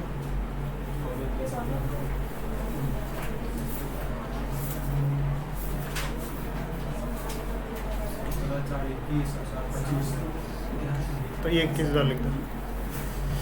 चलो, अगर मैं बोल रहा हूँ यहाँ पर ये हुआ क्या, ठीक है, कि ये लिख लिया क्या सभी ने? लिखो mister x has started job in ABC Limited from 1st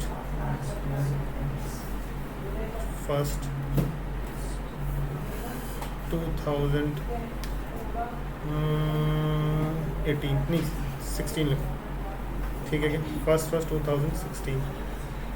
तो यहाँ पर क्या लिखना है आपको? Compute basic salary for the previous year. Previous year बोले तो आपका रेलिवेंट प्रीवियस ईयर में, ठीक है ना? बात समझा या नहीं समझा? ठीक है, अच्छा अब बताओ जल्दी से, अब सैलरी निकालना चालू करते हैं अपन इसकी। क्वेश्चन निकालो, देखो। Mister x has started job in ABC limited from 1st 2016 से उसको जॉब मिली और वहाँ से उसने स्टार्ट किया काम करना, ठीक है? तो यानी कि यहाँ से क्या कितना आ जाएगा 2016 से? बोलो सबसे पहले क्या हो जाएगा, 1/1/2016 से लेके 31 मार्च 2016 यहीं तक आएगा। हाँ, ये सैलरी है, 1000 वाला क्या कैलकुलेशन की मैं बताऊं? बता रहा हूँ। 31 तक होना चाहिए ना, 31 16 तक। 3 महीने लेंगे ना, 16 से 16 में कितना होगा? 15-16 है ना ये, 15-16 स्टार्ट ही कहाँ से हुआ उसका जॉब? 1 जनवरी से। 1 जनवरी से स्टार्ट हुआ है ना, तो स्टार्ट ही कहाँ से हो? सैलरी वहीं से मिलेगी ना उसको। सैलरी कहाँ से मिलेगी? ये 15-16 के अंडर में आता है। 15-16 में उसको कितनी सैलरी मिलेगी? यहाँ से लेके यहाँ तक ही तो मिलेगी ना। समझ में आ रहा है कि 3 महीने 3 महीने के लिए मिलेगी, तो 3 महीने तो उसकी जॉब बताओ जल्दी से कितना होगा सैलरी? 15-16 में अगर हम करेंगे इसका 15-16 में जल्दी से बताओ 1250 कितना आ जाएगा? 5000 multiplied by 3 per month 3 per month. हाँ नहीं, पर मंथ उसका 5,000 रुपये है। ये पर मंथ जो है वो 5,000 है, मंथली है ये, और मंथली में इंक्रीमेंट मिलेगी ना हर साल मैं इंक्रीमेंट क्या सालाना लगाता हूँ या मंथली में लगाऊंगा? तुम्हारे मंथली में ही लगाऊंगा ना ऑब्वियसली, ठीक है? कितना आ जाएगा? 15,000 रुपये, ठीक है क्या? ओके, नेक्स्ट अगर मैं बोलूँगा 16-17 में कितना होगा उसकी सैलरी बताओ? 16-17 में हो जाएगा सर। यानी कि देखो क्या बोल रहे हैं, जब तक उसकी सैलरी 1,000 बढ़ाते जाएंगे जब तक उसकी सैलरी 7,000 नहीं आ जाती। 6,000 into 12,000 यानी कितना आ जाएगा? हाँ, हर साल 1,000 बढ़ेगी, यानी कि कितना आ जाएगा? फर्स्ट 72,000 कितना आ जाएगा यहाँ पर? अच्छा, 1st 4 2016 से लेके 30 सबसे पहले कितना आ जाएगा? बोलो 30th दिसंबर 2016 नहीं, हाँ 16, ठीक है। कितना आ जाएगा? 5,000 ही रहेगी क्या पूरे साल? अरे यहाँ पर पूरे साल के लिए तो 5,000 है ना, बढ़ेगी कब? 1 जनवरी में बढ़ेगी ना। अरे 1 जनवरी में बढ़ेगी ना, 1 जनवरी टू 1 जनवरी बढ़ेगी, या फिर हाँ ठीक है 3 महीने काम किया बढ़ा देते हैं तेरी सैलरी। कोई है ऐसा एम्प्लॉयर? सर तो इसको ऐसे डायरेक्ट वहाँ कर रहे हैं, देखते जाओ कितने आ रहे हैं यहाँ पर। 1/4/2016 से लेके 31 दिसंबर 2016 तक कितना रहेगा? ये 9 आएगा ना, 45 तो ये आ गया। और यहाँ पर कितना आ जाएगा? 1st 17 से लेकर 31 मार्च 2017 तक। सर इसको 3 महीने क्यों ले रहे हैं? तो डायरेक्ट 1 साल ले लेते हैं ना। अब तुम लगे तुम समझो, तुम्हें जॉब दी गई, तुम्हें जॉब दी गई, कब से स्टार्ट किया तुमने? 1/1/2016, तो 1 जनवरी से 5,000 रुपये हम तुमको दे रहे हैं, ठीक है? तुम्हारी सैलरी कब बढ़ेगी? नेक्स्ट कब बढ़ेगी? 3 महीने के बाद बढ़ा दें। लास्ट के महीने में लग जाओ, तुम्हें अगले महीने इंक्रीमेंट। क्या बात है, वाह तब तो फिर यही होगा, वाह सौरभ जी, नया घर नई गाड़ी ठीक है। अरे हर साल बढ़ेगी, हर साल बढ़ेगी, फाइनेंशियल ईयर नहीं, तुम्हारे हिसाब से हर साल बढ़ेगी। एक को 31/12 तक कर सकते हैं ना। 12 कहाँ से आ गए, 16 से 12 कहाँ पे आ गए तुम? सर 1 जनवरी से लेकर डायरेक्ट 31 दिसंबर तक एक साथ तो कर तो रहे हैं, वही तो कर रहे हैं हम। एक 2016, क्योंकि यहाँ पर 5,000 है, अब इंक्रीमेंट लग गया तुम्हारा, अब यहाँ पर कितना हो जाएगा, यहाँ पर 6,000 रुपए हुआ या नहीं, कितना आ जाएगा, 6,000 रुपये सैलरी हो गई। यहाँ पर 3 महीने 6,000 रुपये के हिसाब से मिलेगा तुमको। अरे 3,000 रुपये के 6,000 रुपये के हिसाब से मिलेगा ना लास्ट के 3 महीने। तो कैलकुलेशन कैसे करोगे फिर, ऐसी तो करोगे अलग अलग, और कैसे करोगे? 12 महीने तो मिलेगा ना 6,000। 12 महीने अगले महीने में जाएगा। 1/4 से चालू होगा दोबारा, 1/4 से स्टार्ट, 1/4 से स्टार्ट हो रहे हो और तुम यहाँ पर 1 जनवरी में लग गया तुम, तो ये 3 महीने तो ये हो गए, और फिर यहाँ पर 9 महीने यहाँ पर इसके बाद से मिलेगा ना, और फाइनेंशियल ईयर यहाँ से लेके यहाँ तक होता है। अच्छा, अब पढ़ने 1 साल जॉब की कंप्लीट होने के बाद। हाँ, तो तुम्हारे और क्या इतनी देर से फाइनेंशियल ईयर में दे देगा। बस तुम्हें लगने से तुम्हारे तो खुद थोड़ी होता है। सब लास्ट के महीने हाँ। में होता है। लगने से थोड़ी होता है, हमें लगा करके तुम जॉब कर लोगे फिर वो सैलरी थोड़ी दे देंगे तुमको, ठीक है। कितना आ जाएगा टोटल मिला के, कितना बोलो जल्दी से?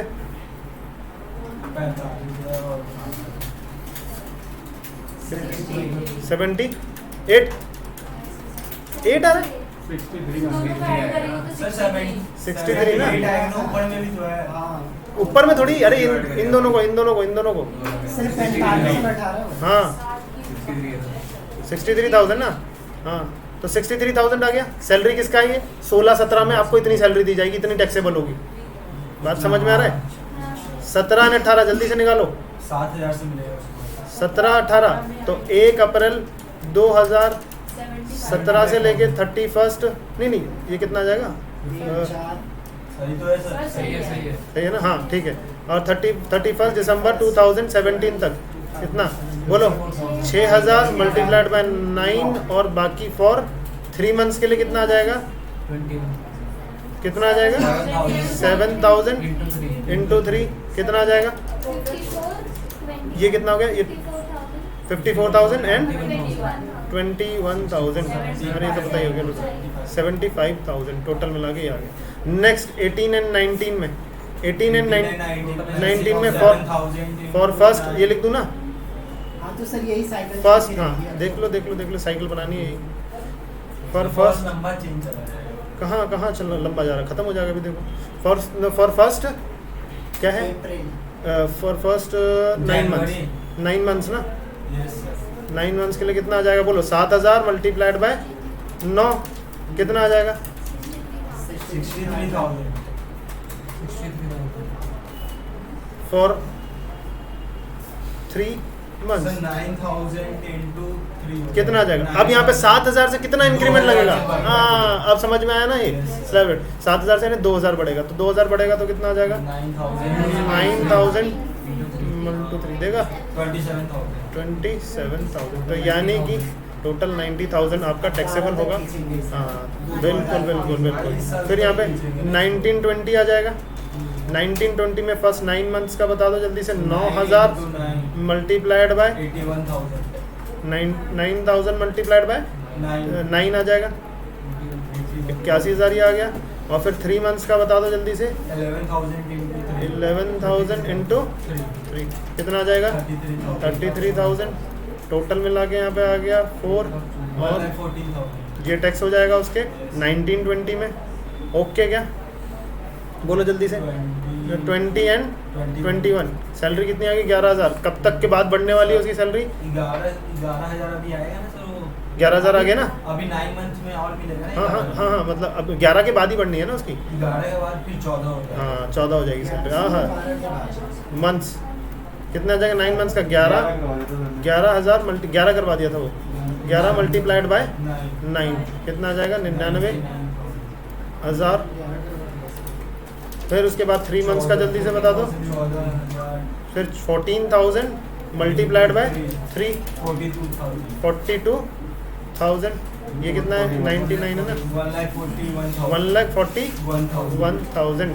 अच्छा फिर उसके बाद 21 एंड 22 निकलेगा 9 मंथ्स के लिए कितना आ जाएगा 14,000 मल्टीप्लाइड बाय 9 बोलो जल्दी से सारे 1,26,000।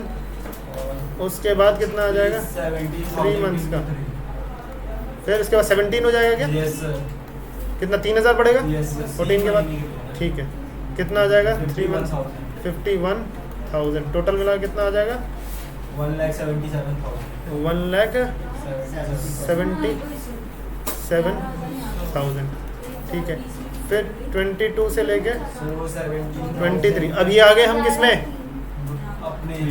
प्रीवियस ईयर में आ चुके हैं 9 मंथ्स में हमारी शुरू के 9 मंथ्स में कितना मिलने वाला है 17,000 ही मिलेगा हमको सैलरी मल्टीप्लाइड 1,53,000 और 3 मंथ्स के लिए और सर 3 मंथ्स के लिए अगर हम बात करें 21,000 जैसे कितना कितना बढ़ रहा है 4,000 बढ़ रहा है रुको हाँ 17 के बाद 4,000 तक बढ़ रहा है ठीक है क्या 17 के बाद 4,000 तक बढ़ रहा है ठीक है ना Yes, sir. 21,000 हो जाएगा क्या 21,000 मल्टीप्लाइड बाय कितना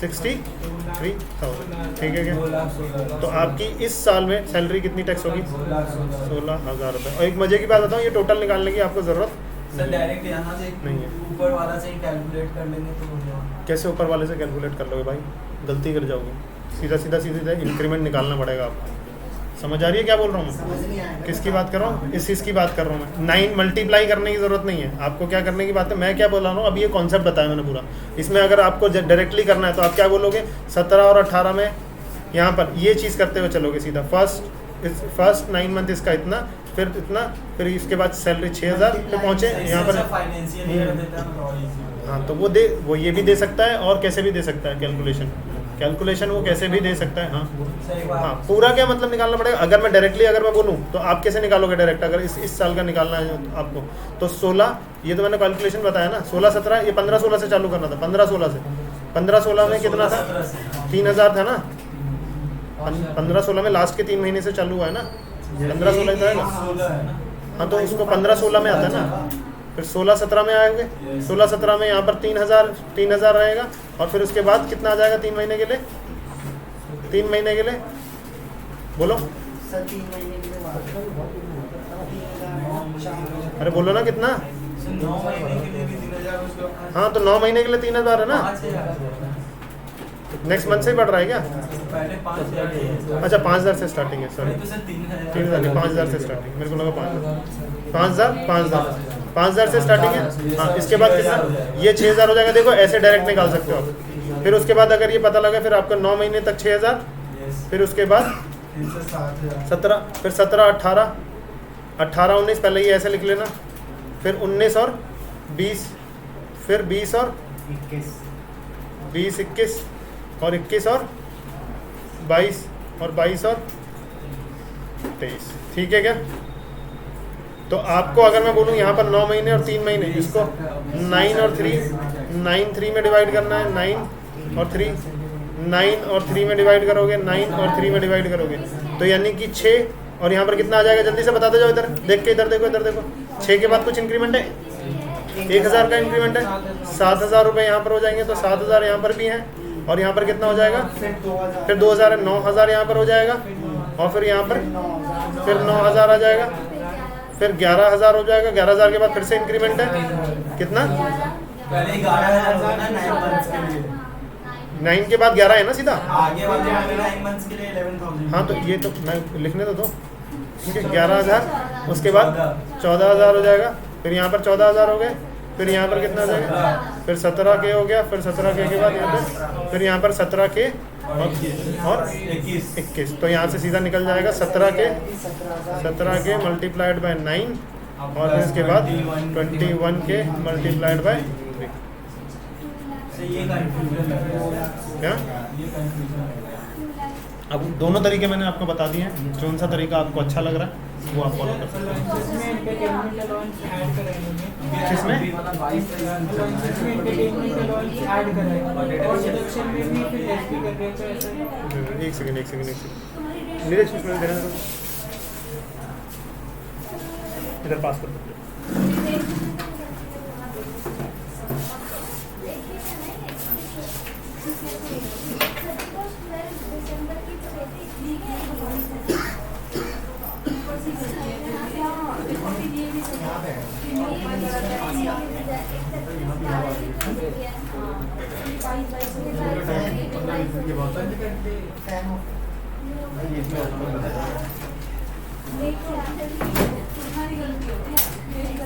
बहुत ज़्यादा सफोकेशन। अरे ये समझ में आ गया क्या? सर ऊपर हाँ बोलो, क्या बोल रहे थे आप लोग?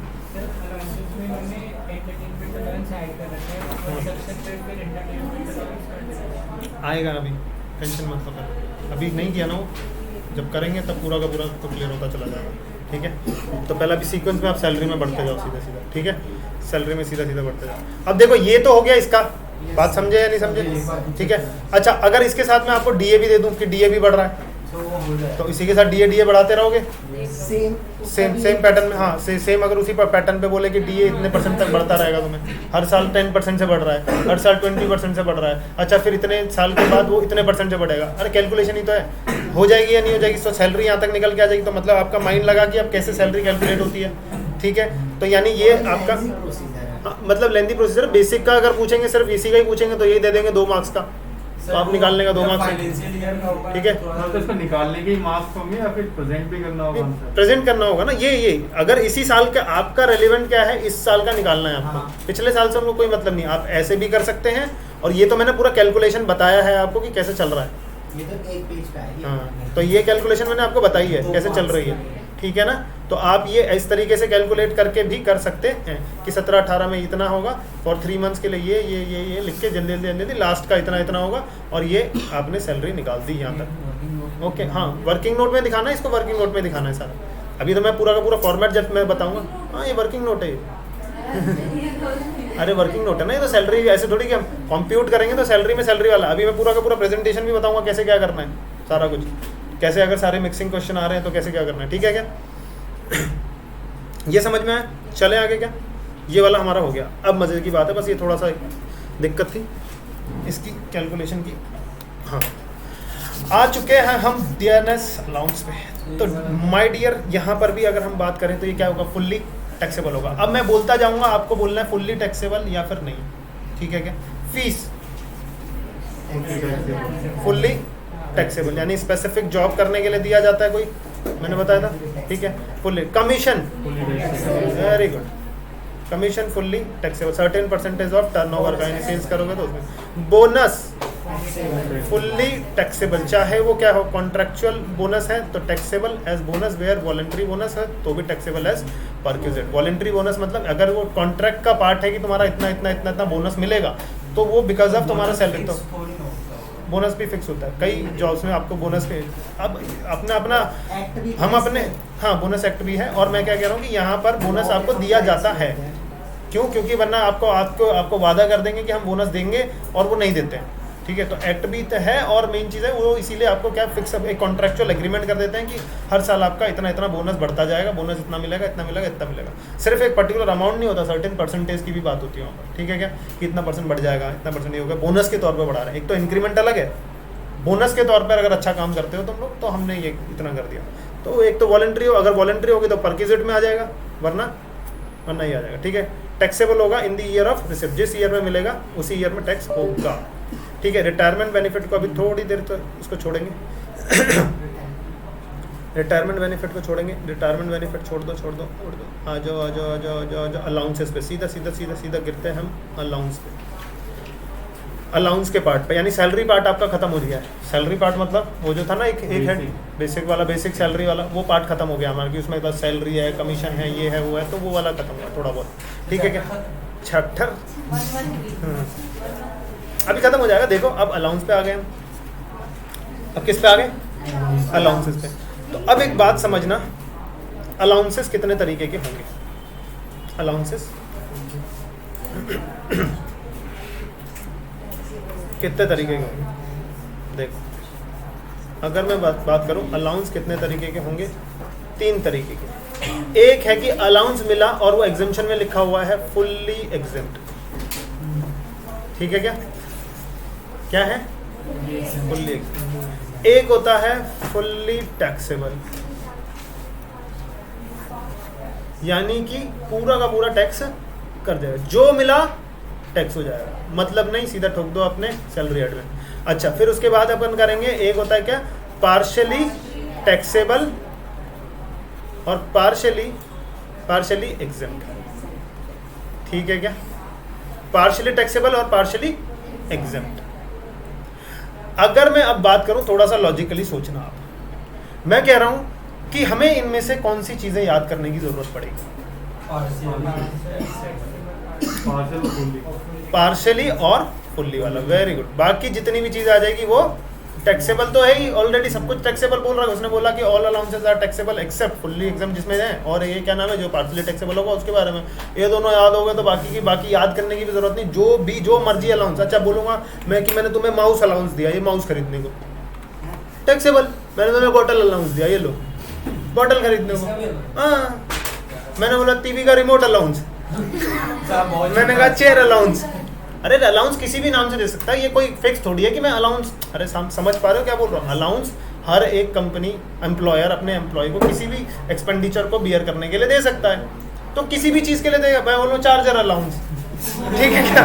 ठीक है क्या? चार्जर खराब हुआ, चार्जर अलाउंस, तो क्या वो टैक्सेबल होगा या नहीं होगा? हाँ, अगर नहीं है हमारा मेंशन में कि वो एग्जेम्प्ट होगा या फिर वो फुल्ली वाले में, पार्शली वाले में आ रहा है, तो क्या फुल्ली टैक्सेबल, किसी भी नाम से बोल दें वो क्या हो जाएगा? Fully taxable. ओके क्या? तो लिस्ट हमें कौन सी याद करनी पड़ेगी? फुल्ली एग्जाम्प्ट वाली, और यहाँ पर किस चीज़ की आ गई? हमारे पार्शली एग्जाम्प्ट की। ठीक है, ओके क्या? अब पार्शली एग्जाम्प्ट में ना 2 कैटेगरी आती है, 2 तरीके की। अब रुक जाओ थोड़ा, मैं बता दूंगा। ठीक है। 2 तरीके का मतलब क्या है? अब 2 तरीके का मतलब सुनो यहाँ पर। 2 तरीके का मतलब है, एक तो मिला और मैंने कितना खर्चा किया उसको माइनस करेंगे, बाकी यानी जितनी मेरे पास बच गई चीज़ें, जितनी बच गई यानी जो मेरी सेविंग का। मैंने एग्जांपल दिया था किसका? बस का, कि यानी कि आपको ऑटो का किराया दिया मिला 100 रुपये, आप बस पे लटक के गए 10 रुपये, और वो 90 रुपये नहीं, बात वापस नहीं करते। एम्प्लॉयर वापस लेगा, अपनी इज्जत की बात है। तुम्हारी सैलरी हेड में ठोक देंगे हम, ठीक है क्या? तुम्हारी सैलरी हेड में जोड़ देंगे, कितना? 90 रुपये या फिर 100 रुपये? 90 रुपये। 10 रुपये का खर्चा हुआ ना, तो 90 रुपये बच गए आपके पास। तो यानी जितना बचा आपका, यानी कि ये जो अलाउंस है टैक्सेबल किस मैनर पे हो रहा है, कितना आपने खर्चा किया है।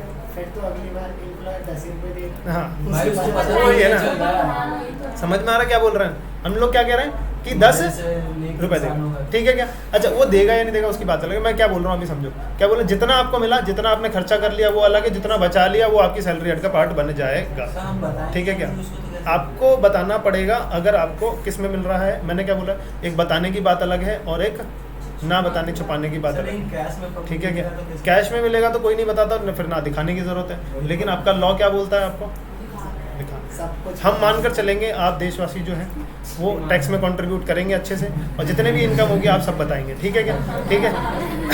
ठीक है, तो यानी कि क्या बोल रहे हैं हम लोग, एक्चुअल का कितना है, एक्चुअल बेसिस पे हो गया। दूसरा अगर मैं बात कर रहा हूँ यहाँ पर, दूसरी अगर मैं बात कर रहा हूँ, ये है एक्चुअल से कुछ मतलब नहीं है।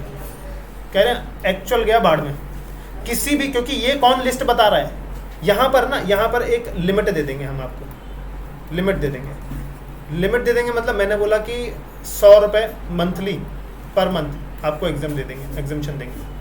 बाकी इससे ऊपर अगर आपका एम्प्लॉयर ने कुछ दिया टैक्स कर देना चुपचाप अपने सैलरी रेट में। बात समझ में आ रहा है क्या बोल रहे हैं? हमने बोला एक होता है स्पेसिफिक, आपको लिमिट दे दी कि अगर मान लो कि मैंने बोला किसी चिल्ड्रन एजुकेशन के लिए, ठीक है, मान लो कि 100 रुपये आपको क्या कहते हैं, मतलब एम्प्लॉयर 100 रुपये थोड़ी देगा, एम्प्लॉयर क्या देगा? एम्प्लॉयर ज़्यादा देगा।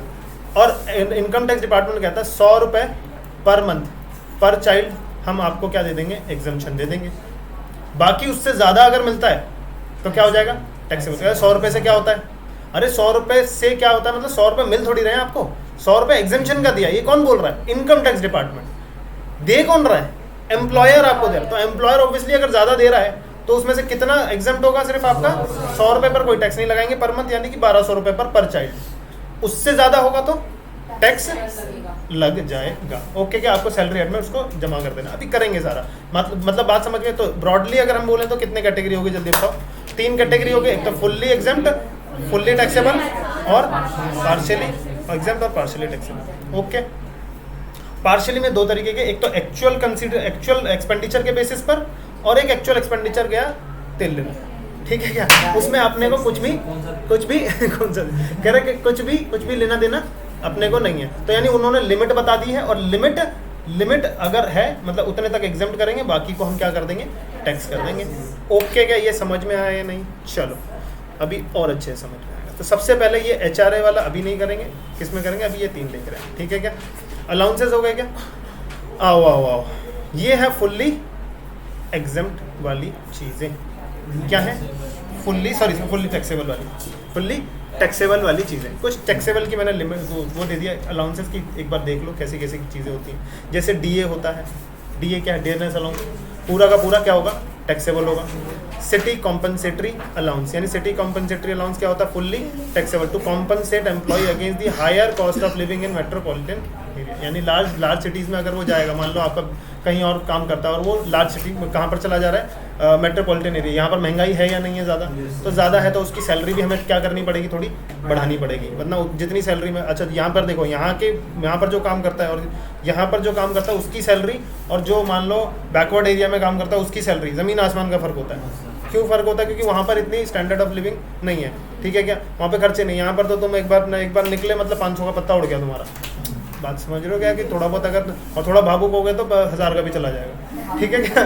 तो वहाँ पर कुछ ऐसा है नहीं, समझ में आया? और लेकिन वहाँ पर क्या है, गांव के एरिया में देखोगे तो 500 रुपये बहुत हो जाते हैं, ठीक है क्या? अरे मिलती नहीं इतनी सारी चीज़ें तुम्हें, ठीक है क्या?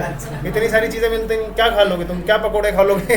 चाट खा लोगे, ठीक है? और जो भी कुछ है नॉर्मल चीज़ें खा सकते हो, ज़्यादा कुछ है भी नहीं। तो खाना पीना भी हो जाता है, पार्टी वार्टी भी उन लोगों की हो जाती है। लेकिन अगर हम बात करें इसकी, तो यहाँ पर है, समझ में आ रहा क्या कह रहे हो? कह रहे हमारे यहाँ पर भी है, हमारे यहाँ है। आप तो एक ही होगा गाँव क्या? हाँ, अरे अभी भी क्या है, अभी भी है डिफरेंस, अभी भी डिफरेंस है। स्टैंडर्ड ऑफ लिविंग वहाँ पर लोग घर पे रहते हैं अपने, ठीक है? नहीं रहते तो अपने क्या कुटिया बना लेते हैं, कुटिया में रहते हैं। लेकिन यहाँ पे कुटिया में नहीं रहता ना हर कोई, ठीक है? यहाँ पर रेंट देना पड़ता है कि नहीं? वो सारा चीज़ कॉस्ट में ही तो है, स्टैंडर्ड ऑफ लिविंग में ही तो आएगा आपका। चलो नेक्स्ट हम कह रहे हैं मेडिकल अलाउंस अगर आपको मिल रहा है तो मेडिकल अलाउंस किस चीज़ के लिए मिला होगा? मेडिकल ट्रीटमेंट के लिए, तो वो फुल्ली टैक्सेबल हो जाएगा।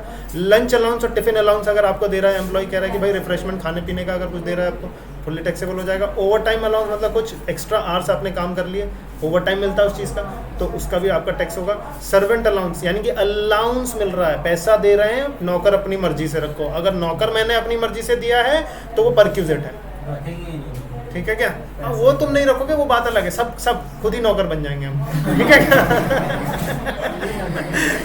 ठीक है, हम खुद ही नौकर बन जाएंगे, पैसे भी ले लेंगे और नौकरी भी खुद ही करेंगे अब, ठीक है क्या? खुद ही बनाएंगे, खुद ही खाएंगे, ठीक है सब कुछ। चलो नेक्स्ट अगर हम बात करें वार्डन अलाउंस और प्रोटेक्टर अलाउंस, यहाँ पर किसकी बात कर रहे हैं? जैसे इंस्टीट्यूशन, एजुकेशन इंस्टीट्यूशन एरिया होते हैं और वार्डन एरिया, यानी हॉस्टल वार्डन होती है ना। हाँ, तो हॉस्टल्स वगैरह, जैसे अब अगर आप देखोगे कि लेडी जो क्या गर्ल्स जो हॉस्टल्स वगैरह रहते हैं ज़्यादा, वहाँ वार्डन सबसे ज़्यादा स्ट्रिक्ट रहते हैं, है ना? भटकने नहीं देता है ना लड़कों को वहाँ पे समझ में आ रहा है ना? कि वहाँ पे वरना आगे पीछे भटकते रहेंगे, पता चल रहा है वार्डन सो गई और रात में कोई चला गया ऊपर, तो यानी कि वो क्या करेंगे, तुम्हें रात में जागने के लिए, अच्छे से काम करने के लिए तुम्हें ज़्यादा पैसे दिए जाएंगे थोड़े, उसको कहते हैं क्या? वार्डन अलाउंस, ठीक है क्या? अच्छा, अरे समझ पा रहे हो क्या? हर एक सेक्टर के हिसाब से अपना अपना अलाउंस बना हुआ है, हर एक सेक्टर के हिसाब से। वो कहेंगे ये है, मैंने बोला चार्जर अलाउंस दे देंगे तुमको एक दिन, कहेंगे कि चलो चार्जर खराब हो रहा है तुम्हारा, यहाँ पर चार्जर अलाउंस लो, ठीक है क्या? तो यानी कि वो कुछ भी बोलेंगे तो वो फुल्ली टैक्सेबल आ जाएगा।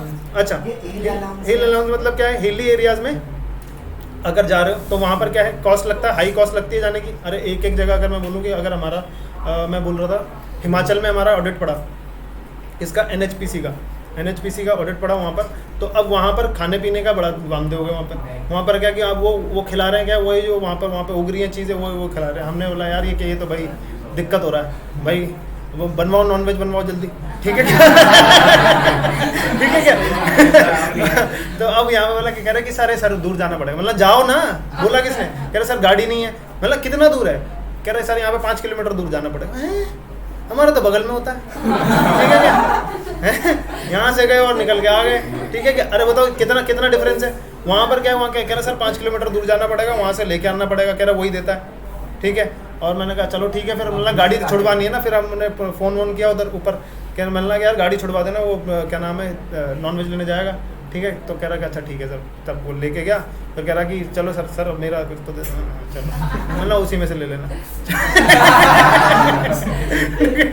चलो, तो एक्स्ट्रा हमें भी कुछ करना होता तो हम लोग दे देते। तो यानी कि जो चीज़ अब वो मंगवा रहे हैं, वो वैसे भी कंपनी के तौर पे ही है, लेकिन जाना कितना पड़ रहा है उसको, जाना आना, ठीक है। हम कहते कुछ अच्छा बना, वो मैगी बना के दे रहा है सामने। मैंने कहा ये क्या है? मैंने कहा ये अच्छा है? कह रहे सर हमारे यहाँ पे तो यही होता है अच्छा, हमारे यहाँ तो यही हो रहा है अच्छा। मैंने ये आए दिन खा रहे हैं वहाँ पे, अब यहाँ पे बैठ के मैगी खाएंगे क्या हम? ठीक है क्या? मैंने बड़ा टेंशन होता है काम करने में, है कि नहीं? अच्छा, वैसे काफ़ी सारे चार्टर्ड अकाउंटेंट्स को बोला जाता है, कहते हैं कि वो सिर्फ खाने आते हैं, ठीक है। वो कहते हैं कि वो सिर्फ खाने आते हैं, काम थोड़ी करते हैं, वो सिर्फ उनको बस खिला दो बस। ठीक है नहीं, उनको बोला जाता है वैसे, ऐसे नाम है, नाम बदनाम किया जा रहा है। हम ऐसे हैं नहीं, वैसे हम ऐसे हैं नहीं, खाने पीने से कुछ नहीं, हम काम करने जाते सिर्फ, ठीक है क्या?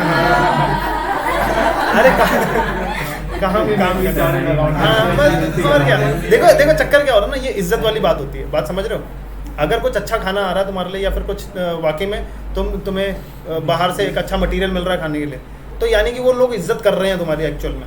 ये इसलिए होता है।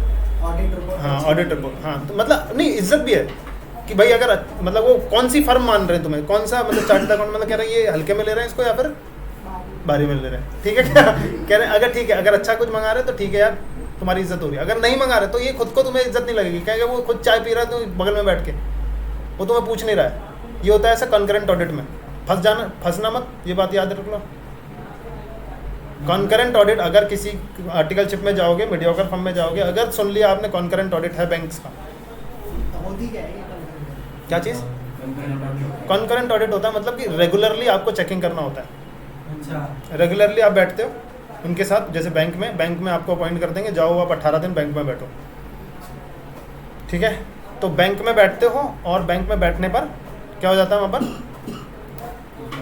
पर हाँ उनके ऑपरेशन चेक करते हैं।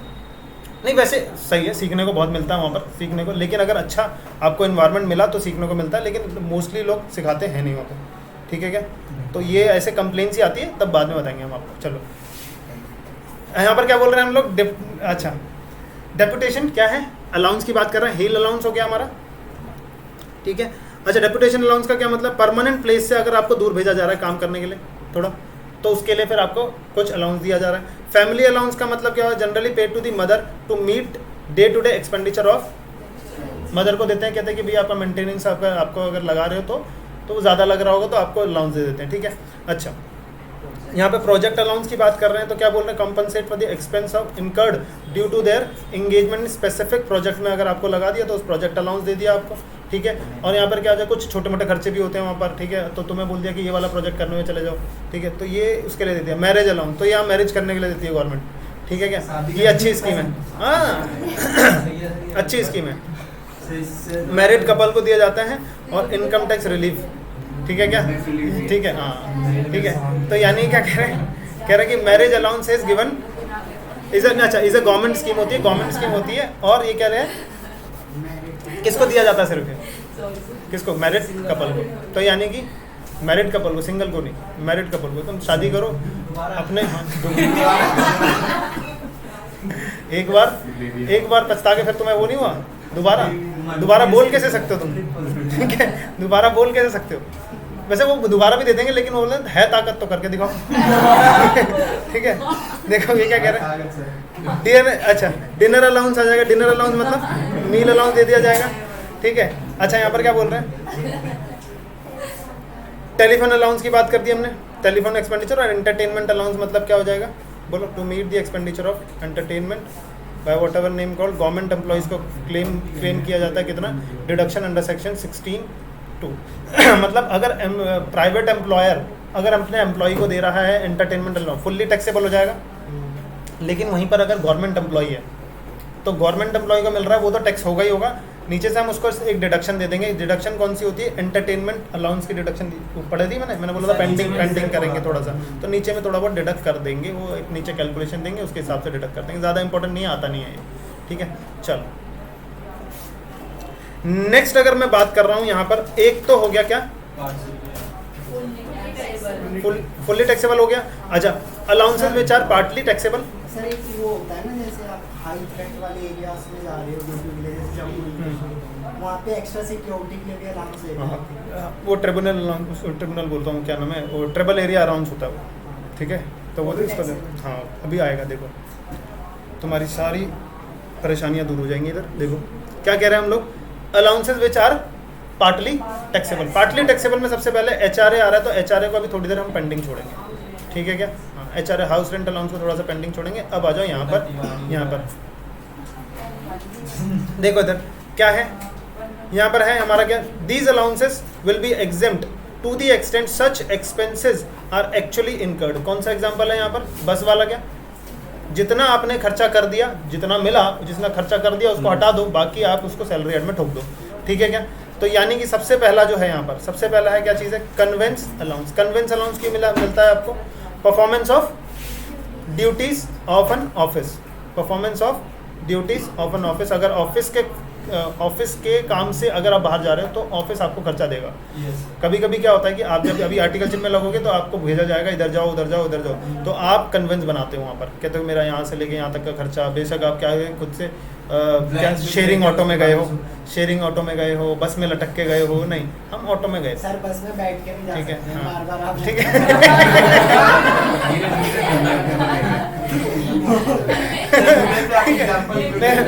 अब बस में मान के चलो बस में लटक के चले गए। अब बस में लटकने का भी एक फायदा होता है कि वो बाहर से ही क्या बिना उसमें खर्चा दिए भी चला गया। लटकने का मतलब समझे कि बस का खर्चा ही बचा लिया उसने, ठीक है, टिकट भी नहीं ली, ठीक है ना। हाँ और क्या ये होता है, ऑनलाइन तुम लोगों में से कोई गया नहीं क्या ऐसे? हम तो बहुत गए हैं ऐसे बिना टिकट गए ना। हाँ मुझे पता ही था तुम ही जाओगे ऐसे, ठीक है। हाँ हम नहीं जाते बिना टिकट के। आ जाते तो पकड़ लिया था यहाँ पे। हाँ, सर मैंने टिकट काटी थी बट वो ऐप से गलत कटी थी टिकट। अब मैंने बस भीड़ इतनी थी ध्यान नहीं दिया। अच्छा ऐप से काट दिया, हाँ, बड़ी बात है। 10% ऐप से टिकट काट रहे हो। 10% डिस्काउंट, 1 रुपया बचा दे। हम अपने में तो ये होता क्या नाम है कि भाई यहाँ पर शकल से नहीं हाँ वो उनको पता भी लग जाता है, चक्कर वगैरह चढ़ते हैं ना, उनको पता लग जाता है। जैसे ही अगर उस पहले शक्ल देखते हैं कौन डरा हमसे। अच्छा ये चमका इधर आ उसने ना सर भीड़ में दिखाने के लिए मेरे को कार में बिठा लिया, फिर आगे जाके उतार लिया। कह रहा बताइए मत, तेरे से पैसे नहीं लिए हैं। कह रहा बताइए मत, नहीं तो बाकी को भी छोड़ना पड़ेगा हमें। पैसे नहीं लिए तुमसे? आप सर मैंने टिकट काटी थी बट उल्टी कट गई थी। अच्छा सही है यार, सही है। हमें पकड़ता हमें तो बोलता। देखो चलो इधर देखो सारे, इधर देखो जल्दी, इधर देखो। Journey from residence to office और बैक टू रेजिडेंस, तो ये क्या है, shall not be treated as the expenditure incurred on conveyance. Conveyance का मतलब क्या होगा, सिर्फ और सिर्फ ऑफिस एक्सपेंडिचर के लिए जो तुम मतलब ऑफिस के लिए जो तुमने खर्चा किया, अपने घर से ऑफिस जाना और ऑफिस से घर आना, ये ऑफिस का खर्चा नहीं होता जनरली, ठीक है। ऑल्दो वो भी उसके लिए भी अलाउंस मिलता है, वो अलग से मिलता है, बट वो कन्वेंस अलाउंस नहीं है, ठीक है क्या। तो कन्वेंस अलाउंस जितना आपने खर्चा कर दिया उतना छोड़ दो, बाकी टैक्सेबल हो जाएगा, ठीक है क्या। अच्छा नेक्स्ट अगर मैं बात करूँ क्या है, ट्रैवलिंग अलाउंस की बात करता हूँ। तो ट्रैवलिंग अलाउंस जल्दी से बता दो मेरे को। कॉस्ट किस चीज़ का, टू ट्रैवल ऑन ट्रांसफर, यानी कि एक जगह से दूसरी जगह जब ट्रांसफ़र कर देते हैं तो आपका बोरिया बिस्तर बांध के सीधा लेके जाएंगे यहाँ से, समझ में आ रहा है क्या। तो यानी कि जो ट्रक बुक करते हो आप, तो ट्रक का जो खर्चा होता है, लॉन्ग डिस्टेंस का खर्चा होता है, तो वो लोग आपको देते हैं ट्रैवलिंग अलाउंस, ठीक है क्या। जनरली अगर मैं बोलूँ तो जब मैंने किया था IOCL का ऑडिट था, तो IOCL के ऑडिट के एम्प्लॉइज़ यानी कि 4 साल तक रहते हैं एक टाइम पे, तो 4 साल तक रहते हैं, तो जितना दिन में उनको समझ में आता है काम वाम सब कुछ, फिर उनका ट्रांसफ़र हो जाता है, कहते जाओ दूसरी जगह। तो दूसरी जगह ट्रांसफ़र होता है तो उनको 2 महीने की सैलरी भी मिलती है एक्स्ट्रा, और वो खर्चा जितना भी इन बिटवीन रहता है वो भी मिलता है उनको, तो मज़े थे उनके। तो मैंने भी एक बार ये बोला था कि मैंने कहा चलो ठीक है कि यार तुम्हारी ठाट है कि तुम आते हो और क्या, और मतलब सैलरी अच्छी खासी है मतलब उसमें, ठीक है ना, मतलब अच्छा चल जाओगे। अब यहाँ पर क्या है, यूनिफॉर्म अलाउंस किस लिए मिलता है, purchase and maintenance of uniform के लिए मिलेगा, तो वो भी कितना है, अगर आपने जितना खर्चा किया ठीक है, बाकी अगर बचा लिया है तो वो टैक्सेबल हो जाएगा। अच्छा, डेली अलाउंस की अगर मैं बात करूँ, डेली अलाउंस मतलब ऑन टूर और ट्रांसफर, यानी कि क्या बोल रहे हैं, ordinary charges incurred by an employee on account of absence from his normal place of duty. वो कहते हैं तुम ऑफिस में आके काम करते हो, मेरे क्लाइंट के पास जाकर काम करो, तो जब क्लाइंट के पास जाकर काम करोगे तो वहाँ पर भी खर्चा होगा। ऑफिस में आते हो तो यहाँ पर लंच वगैरह जो भी है, यहाँ पर क्या पता शायद आप कैंटीन में खा लो, यहाँ पर मान लो वहाँ पर ना मिले तो आपको हायर कॉस्ट बियर करनी पड़े बाहर से खाने के लिए, समझ में आ रहा, ट्रैवल का खर्चा बियर करना पड़े, कि आपका घर के पास ऑफिस है बट वहाँ पर आपको कन्वेंस ज़्यादा लग रहा है, आप नहीं जाना चाह रहे हो, यही तो होता है ना। रीज़न क्या है कि ऑफिस में नहीं आ रहे और वहाँ पर जा रहे, यहाँ की फैसिलिटी नहीं मिल रही है, तभी तो इसके लिए मोटिवेट करने के लिए क्या बोला कि तुम वहाँ पर जाओ, डेली अलाउंस आपको मिलेगा एक्स्ट्रा, ठीक है क्या। अच्छा, हेल्पर अलाउंस का मतलब क्या होगा, टू मी इन कर दी, हेल्पर के लिए एक हेल्पर चाहिए मेरे को भैया, ठीक है, अगर कोई ऐसा काम है जो कि अकेला नहीं हो सकता, उसके लिए एक भेजना ही पड़ेगा तुमको पर्सन, तो वहाँ पर तुम्हें हेल्पर अलाउंस दे दिया जाता है कि तुम किसी और पर्सन को पैसे देना थोड़े बहुत और उससे बोलना कि आगे तुम्हारी सहायता कर दे।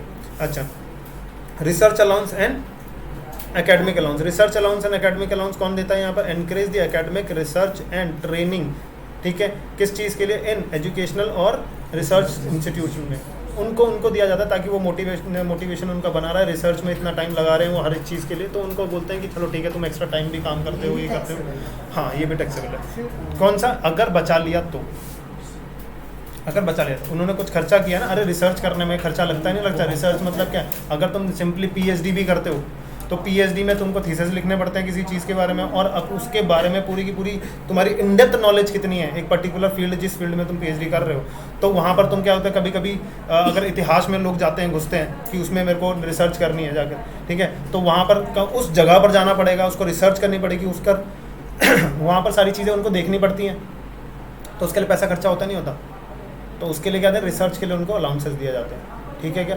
तो गवर्नमेंट इंस्टीट्यूशंस होते हैं वहाँ पे तो शायद exempt होता है। कहाँ पे, हाँ एग्जाम्शन की बात यहाँ पर नहीं, यहाँ की बात नहीं कर रहे हैं, उसके उस अलाउंस की बात नहीं कर रहे हैं हम यहाँ पे कर रहे हैं रिसर्च। अगर रिसर्च के लिए अगर आपको कौन सा मिल रहा है, रिसर्च इंस्टीट्यूशन से अगर आपको कुछ मिल रहा है तो वो क्या जाएगा, क्या जाएगा, सॉरी, तो वो क्या हो जाएगा, टैक्सेबल हो जाएगा।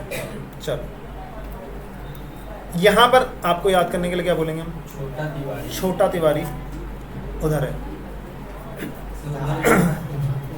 उधर है,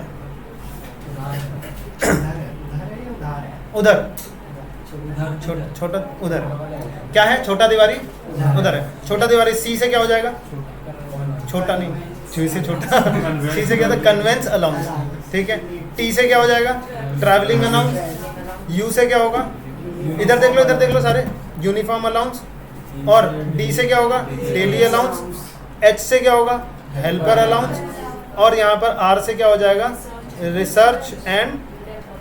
रिसर्च अलाउंस और एकेडमिक अलाउंस, रिसर्च एंड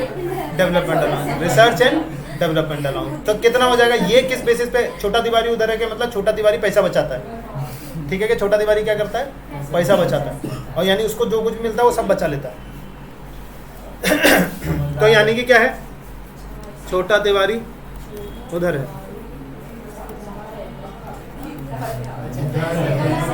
उधर है ये, उधर छोटा तिवारी उधर है, ठीक है क्या। अच्छा, छोटा तिवारी उधर है, सी से बोलो जल्दी से,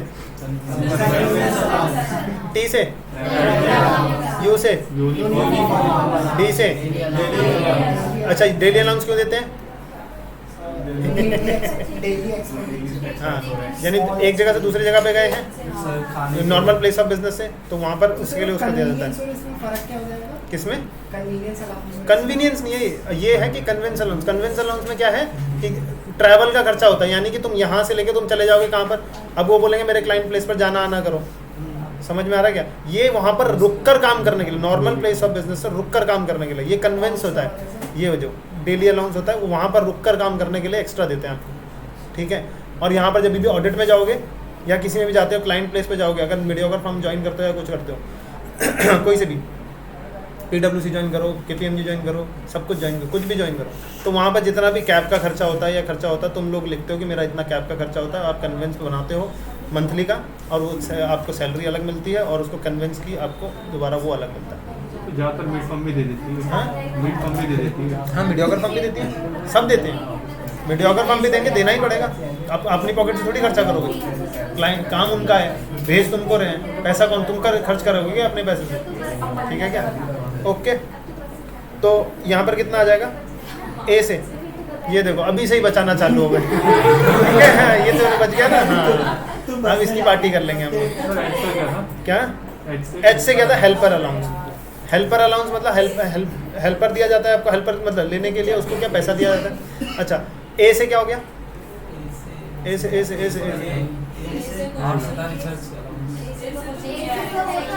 ऐसा कुछ नहीं है, एकेडमिक और रिसर्च अलाउंस नहीं था क्या? तो ए और आर हो गया ना। ए, ठीक है, ए और आर हो गया ना, एकेडमिक और रिसर्च अलाउंस, ठीक है क्या? तो यानी कि क्या बोल दिया हमने? उधार है, उधार है, ठीक है, उधार है। छोटा तिवारी, अब सारे के सारे एक साथ बोलेंगे, छोटा तिवारी उधार है। जल्दी से बता दो, टी से यू, एच, ए से रिसर्च वगैरह आ गया, और सी बिल्कुल सही है, बिल्कुल सही है। तो यानी इनमें से छोटा तिवारी उधर है, छोटा तिवारी हमेशा पैसा बचाता था क्या? तो उसको बोलते हैं तेरे सैलरी एड में टैक्सेबल होगा, क्या समझे क्या? बचाने के।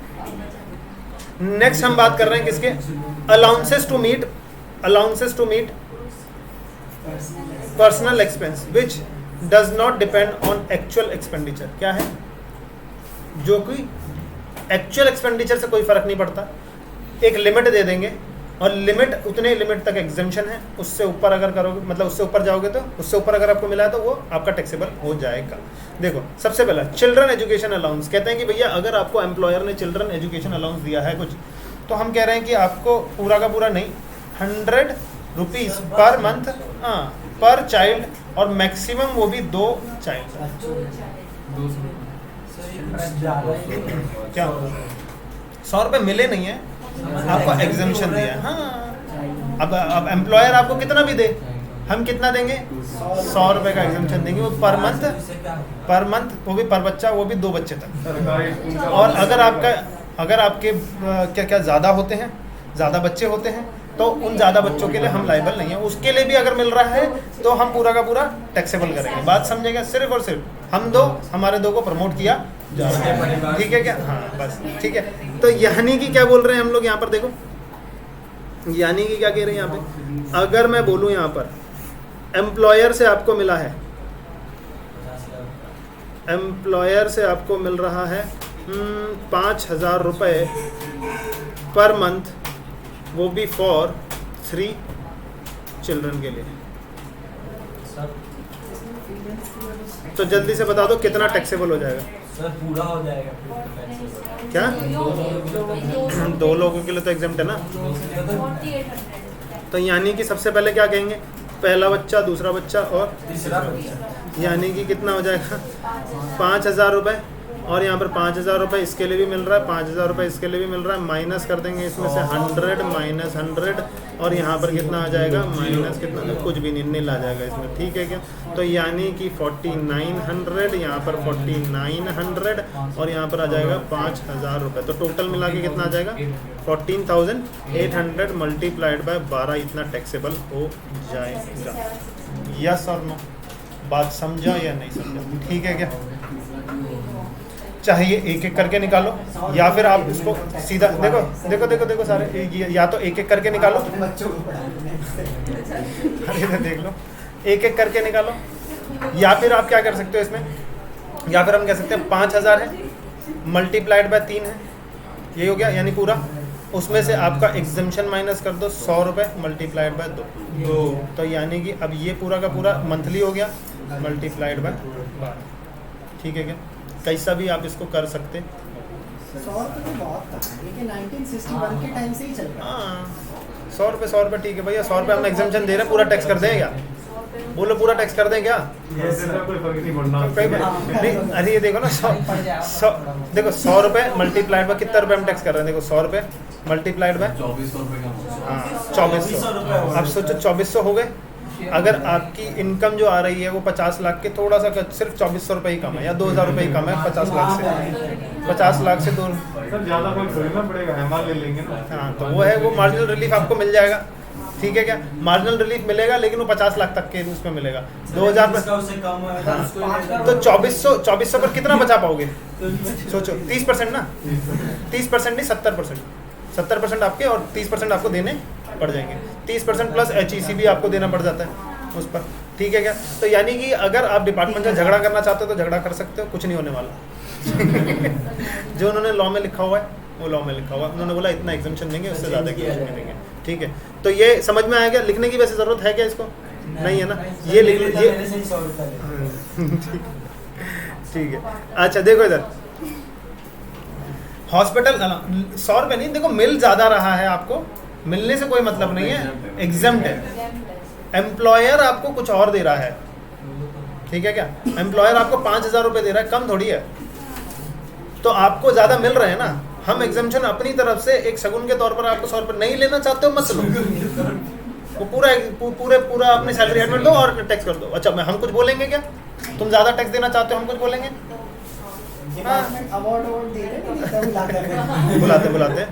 बुलाते जितने सबसे ज्यादा कंट्रीब्यूशन दिया है उसको बुलाते हैं, कहते हैं उसको मेडल वेडल देते हैं, कहते हैं इन्होंने कंट्रीब्यूशन प्राइस वगैरह। हाँ, अक्षय कुमार को कितनी बार मिला सुना नहीं क्या? ठीक है, अक्षय कुमार को मिलता है, कहते हैं सबसे ज्यादा टैक्स उसने दिया है। ठीक है क्या? हाँ, तो इसको बोलते हैं कैश प्राइज। हाँ, हो सकता है कुछ मिल जाए। अब देखो, हमें तो इतना डिटेल अक्षय कुमार ने बताया नहीं, मैंने कॉल किया था बट उसने उसके बारे में बताया नहीं उसने मेरे को। ठीक है, अच्छा देखो यहाँ पर क्या बोल रहे हैं, 300 पर मंथ किस चीज़ के लिए एग्जाम्प्ट हो जाएगा? किसका? Up to 2 child. ठीक है क्या? अच्छा, अगर यहाँ पर और चाइल्ड, अच्छा क्या है, चिल्ड्रन एजुकेशन और हॉस्टल अलाउंस, यानी कि कितना आ जाएगा? हॉस्टल के लिए कितना एग्जाम्पशन है? 300, और इस एजुकेशन के लिए 100 रुपये। अच्छा, वो कह रहे हैं कि कौन से चिल्ड्रन, कह रहे हैं इंक्लूडिंग अडॉप्टेड चाइल्ड भी के लिए भी मिलेगा तो भी चलेगा, स्टेप चाइल्ड के लिए, but does not include illegitimate child, और जो शादी से पहले, अगर शादी से पहले अगर उसका बच्चा है पहले से और उसको एक्सेप्ट नहीं किया गया है, समझ में आया, तो वो इलेजिटिमेट हो जाता है। या फिर शादी के बाद भी उसको दूसरी पत्नी से क्या होता है, दूसरा बच्चा है, तो फिर उसको क्या कहते हैं? इलेजिटिमेट। कह रहे हैं उसके लिए अगर तुमको दे रहा है कौन एम्प्लॉयर, तो हम टैक्स वो नहीं दे रहे हैं। क्या? तो क्या? तो हमें एग्जाम्पशन नहीं देंगे, तो इलेजिटिमेट चाइल्ड हो गया वो। ठीक है, और ग्रैंड चाइल्ड के लिए अगर कुछ मिल रहा है तो आपको नहीं दिया जाएगा, क्योंकि उसके पापा को मिल रहा है ऑलरेडी वो एग्जाम्पशन का बेनिफिट, तो ग्रैंड चाइल्ड को क्यों देंगे? तो दोनों बात समझ में आई क्या? अच्छा, चाइल्ड में भी मेजर और माइनर चाइल्ड। अच्छा, यहाँ पर क्या आ गया? Tribal area. ट्राइबल एरिया का मतलब कहाँ पर मैंने बोला? बोलो देखो यहाँ पर कौन का? MP, तमिलनाडु, उत्तर, ये है ये कौन सा होगा? यूपी बोलो, उत्तर प्रदेश। ठीक है क्या? कर्नाटका, त्रिपुरा, आसाम, वेस्ट बंगाल और बिहार और उड़ीसा। तो यहाँ पर अगर आपको काम करने के लिए भेजा जाता है तो यहाँ पर क्या बोल रहे हैं? कह रहे हैं आपको 200 रुपये एग्जाम कर दी। वहाँ पर अगर कुछ भी एक्स्ट्रा मिलता है आपको, मतलब अलाउंस के तौर पर, बट हम 200 रुपये का छोड़ देंगे आपको, 200 रुपये पर मंथ का। Transport allowance. ट्रांसपोर्ट अलाउंस मतलब क्या चीज़ हो गया? To meet the expenditure for the purpose of travelling between place of. अब ये पहले सबको अलाउ था मोस्टली। अब देखो काफ़ी कंपनीज क्या है वो आप लोगों को देते हैं। ठीक है कि घर से कहाँ पर? ऑफिस तक, और ऑफिस से घर पर आने के लिए, तो वो आपको पैसा दे रहे हैं। तो ठीक है, हम कह रहे हैं कि आपके सैलरी एडमिट उसको टैक्स करेंगे। ठीक है क्या? लेकिन अब पहले वो सबके लिए ओपन था, लेकिन फिर उसके बाद में बोला कि अरे यार, जो लोग जा सकते हैं उनको क्यों एग्जाम्पशन देना? उनको एग्जाम्पशन नहीं देंगे। हम एग्जाम्पशन किनको दे रहे हैं? सिर्फ और सिर्फ किसके लिए? हु इज़ ब्लाइंड, डिफ, डम और ऑर्थोपेडिकली हैंडीकैप्ड, उनके लिए एग्जाम्पशन है। वो भी कितना हद तक? 3200 रुपये पर मंथ तक हम उनको एग्जाम्पशन देकर चलेंगे, क्योंकि उनका जाने आने में ज़्यादा खर्चा लगता है। ठीक है क्या? ठीक है, सबके बारे में सोचते हैं यार, ऐसे नहीं, इतने अच्छे हैं ना, दरिया दिली उनकी बहुत है। ठीक है। अब बाकियों के लिए क्या हो जाएगा? Fully taxable. ठीक है क्या? ऑर्थोपेडिक के लिए ना काफ़ी क्लेम्स वगैरह हैं। हाँ, मतलब इनके लिए काफ़ी इनके लिए एग्जाम्पशन देनी पड़ती है। ये इन लोगों को काम भी देना पड़ता है। अच्छा, अगर मैं बोलूँ तो इसके लिए जब मैं IOCL का ऑडिट कर रहा था तो वहाँ पर एक एम्प्लॉय था जो कि हैंडीकैप्ड था। ठीक है क्या? उसने बताई उसके मतलब कि उसका CA भी क्लियर नहीं था, उनके लिए उन्होंने जॉब निकाली थी। उन्होंने निकाला था, और उसको भी मिली थी कब, उसने बोला कि एक उसमें पेपर में देखा उसने IOCL के लिए, तो उसके ब्रदर ने देखा था, कह रहा कि देख यहाँ पर एक वैकेंसी निकली हुई है तो तू अप्लाई कर दे, हैंडीकैप्ड के लिए है। तो उसने बोला, कह रहा कि डेट देखी तो डेट जा चुकी थी उसकी, मतलब 2 दिन हो चुके थे, और वहाँ पर निकाला हुआ था 5 क्राइटेरिया, 5 या 4 क्राइटेरिया थे उसके जो पूरे करने होते हैं, यानी कि वो यहाँ से रिलेटेड हो, और क्या नाम है उसने, हाँ सर्टिफिकेट नहीं, उसने CA इंटर क्लियर किया हुआ हो, ठीक है, CA इंटर साफ लिखा हो, CA इंटर क्लियर किया हो, और उसमें हैंडीकैप्ड हो, और पता नहीं कितनी एज का हो, तो सारे क्राइटेरिया इसके मैच हो रहे थे। कह रहे सारे क्राइटेरिया इसके मैच हो रहे थे, 5 क्राइटेरिया थे, 5 के 5 क्राइटेरिया मैच हो रहे थे, बट उसकी डेट निकल गई थी। तो उसने बोला एक बार कॉल करके पूछ लेते हैं, तो मेरे ब्रदर ने कॉल करके पूछ लिया, उन्होंने बोला कि कोई आया ही नहीं इस कैटेगरी में, आप आई जाओ। समझ में आ रहा क्या किस्मत है। तो उसने बोला कि कोई आया ही नहीं इस कैटेगरी में, आप आ जाओ। तो जैसे ही उस दिन गया तो उसी दिन उसको अपॉइंटमेंट लेटर वेटर सब दे दिया उसको, कह रहा लो ये अपॉइंटमेंट लेटर। तो वो वहाँ पर आके जॉब भी कर रहा और फिर उसने फाइनल की तैयारी भी कर रहा था, तो वहाँ पर तो उसको जॉब अच्छी मिल गई थी। कह रहा कि अब जैसे ही फाइनल क्लियर हो जाएगा तो इनकी मेरी इंक्रीमेंट लग जाएगा यहाँ पर तगड़ा वाला, और ठीक है क्या। तो बस कभी कभी होती है किस्मत, बहुत अच्छी है। देखो अब यहाँ पर क्या है अंडरग्राउंड अलाउंस मतलब माइंस वगैरह में अगर आपको भेजा जा रहा है काम करने के लिए, ठीक है क्या। अब वहाँ पर माइंस वगैरह में खतरा रहता है, नहीं आता, तो वहाँ पर तुम्हारा एक्स्ट्रा अलाउंसेस वगैरह रहते हैं, भारी अलाउंस मिलता है, मतलब सैलरी कम अलाउंसेस ज़्यादा होते हैं तुम्हारे वहाँ पर एम्प्लॉय को भेजने के लिए माइंस वगैरह में, या फिर वहाँ पर करना अंडरग्राउंड अलाउंस वगैरह। तो वहाँ पर कह रहे हैं कि हम एग्जम्पशन कितना देंगे, 800 रुपये पर मंथ, ठीक है क्या। एक होता है ट्रक ड्राइवर अलाउंस और transport allowance to employees working in any transport system, however they must not in receipt of daily allowance. एक बात बताओ, डेली अलाउंस हमने कहीं पढ़ा था? एक्चुअल वाला था क्या वो?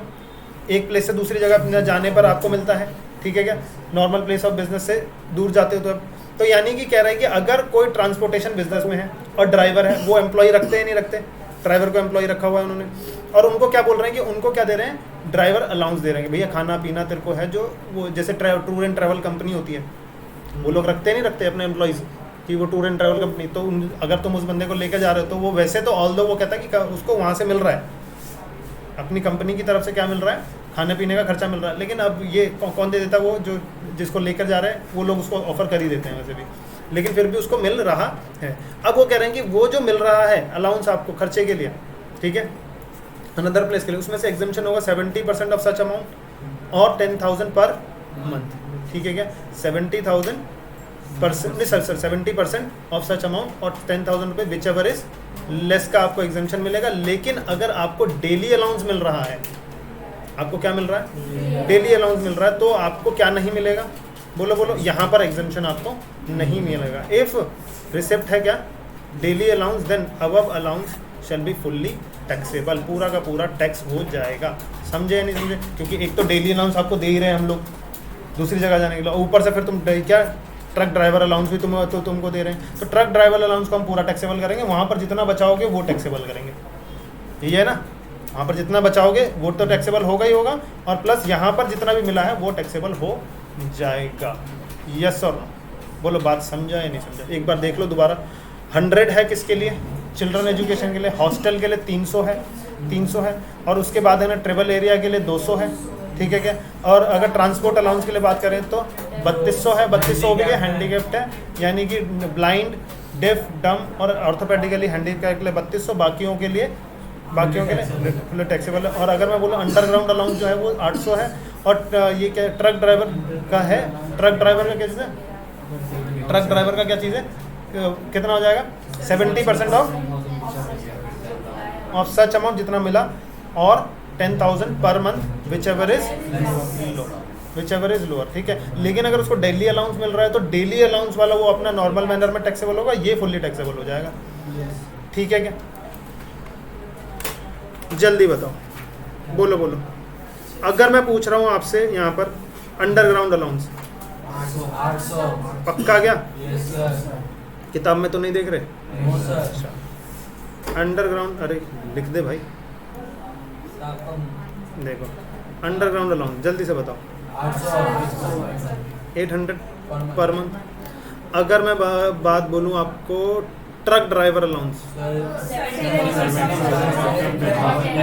70% ऑफ सच अमाउंट और 10,000 per month which ever is less. अच्छा, अगर इसको मिल रहा हो डेली अलाउंस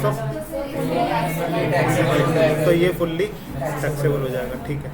अच्छा, यानी कि अगर मैं बात कर रहा हूँ यहाँ पर हॉस्टल अलाउंस की 300 पर मंथ एग्जेम्प्ट है।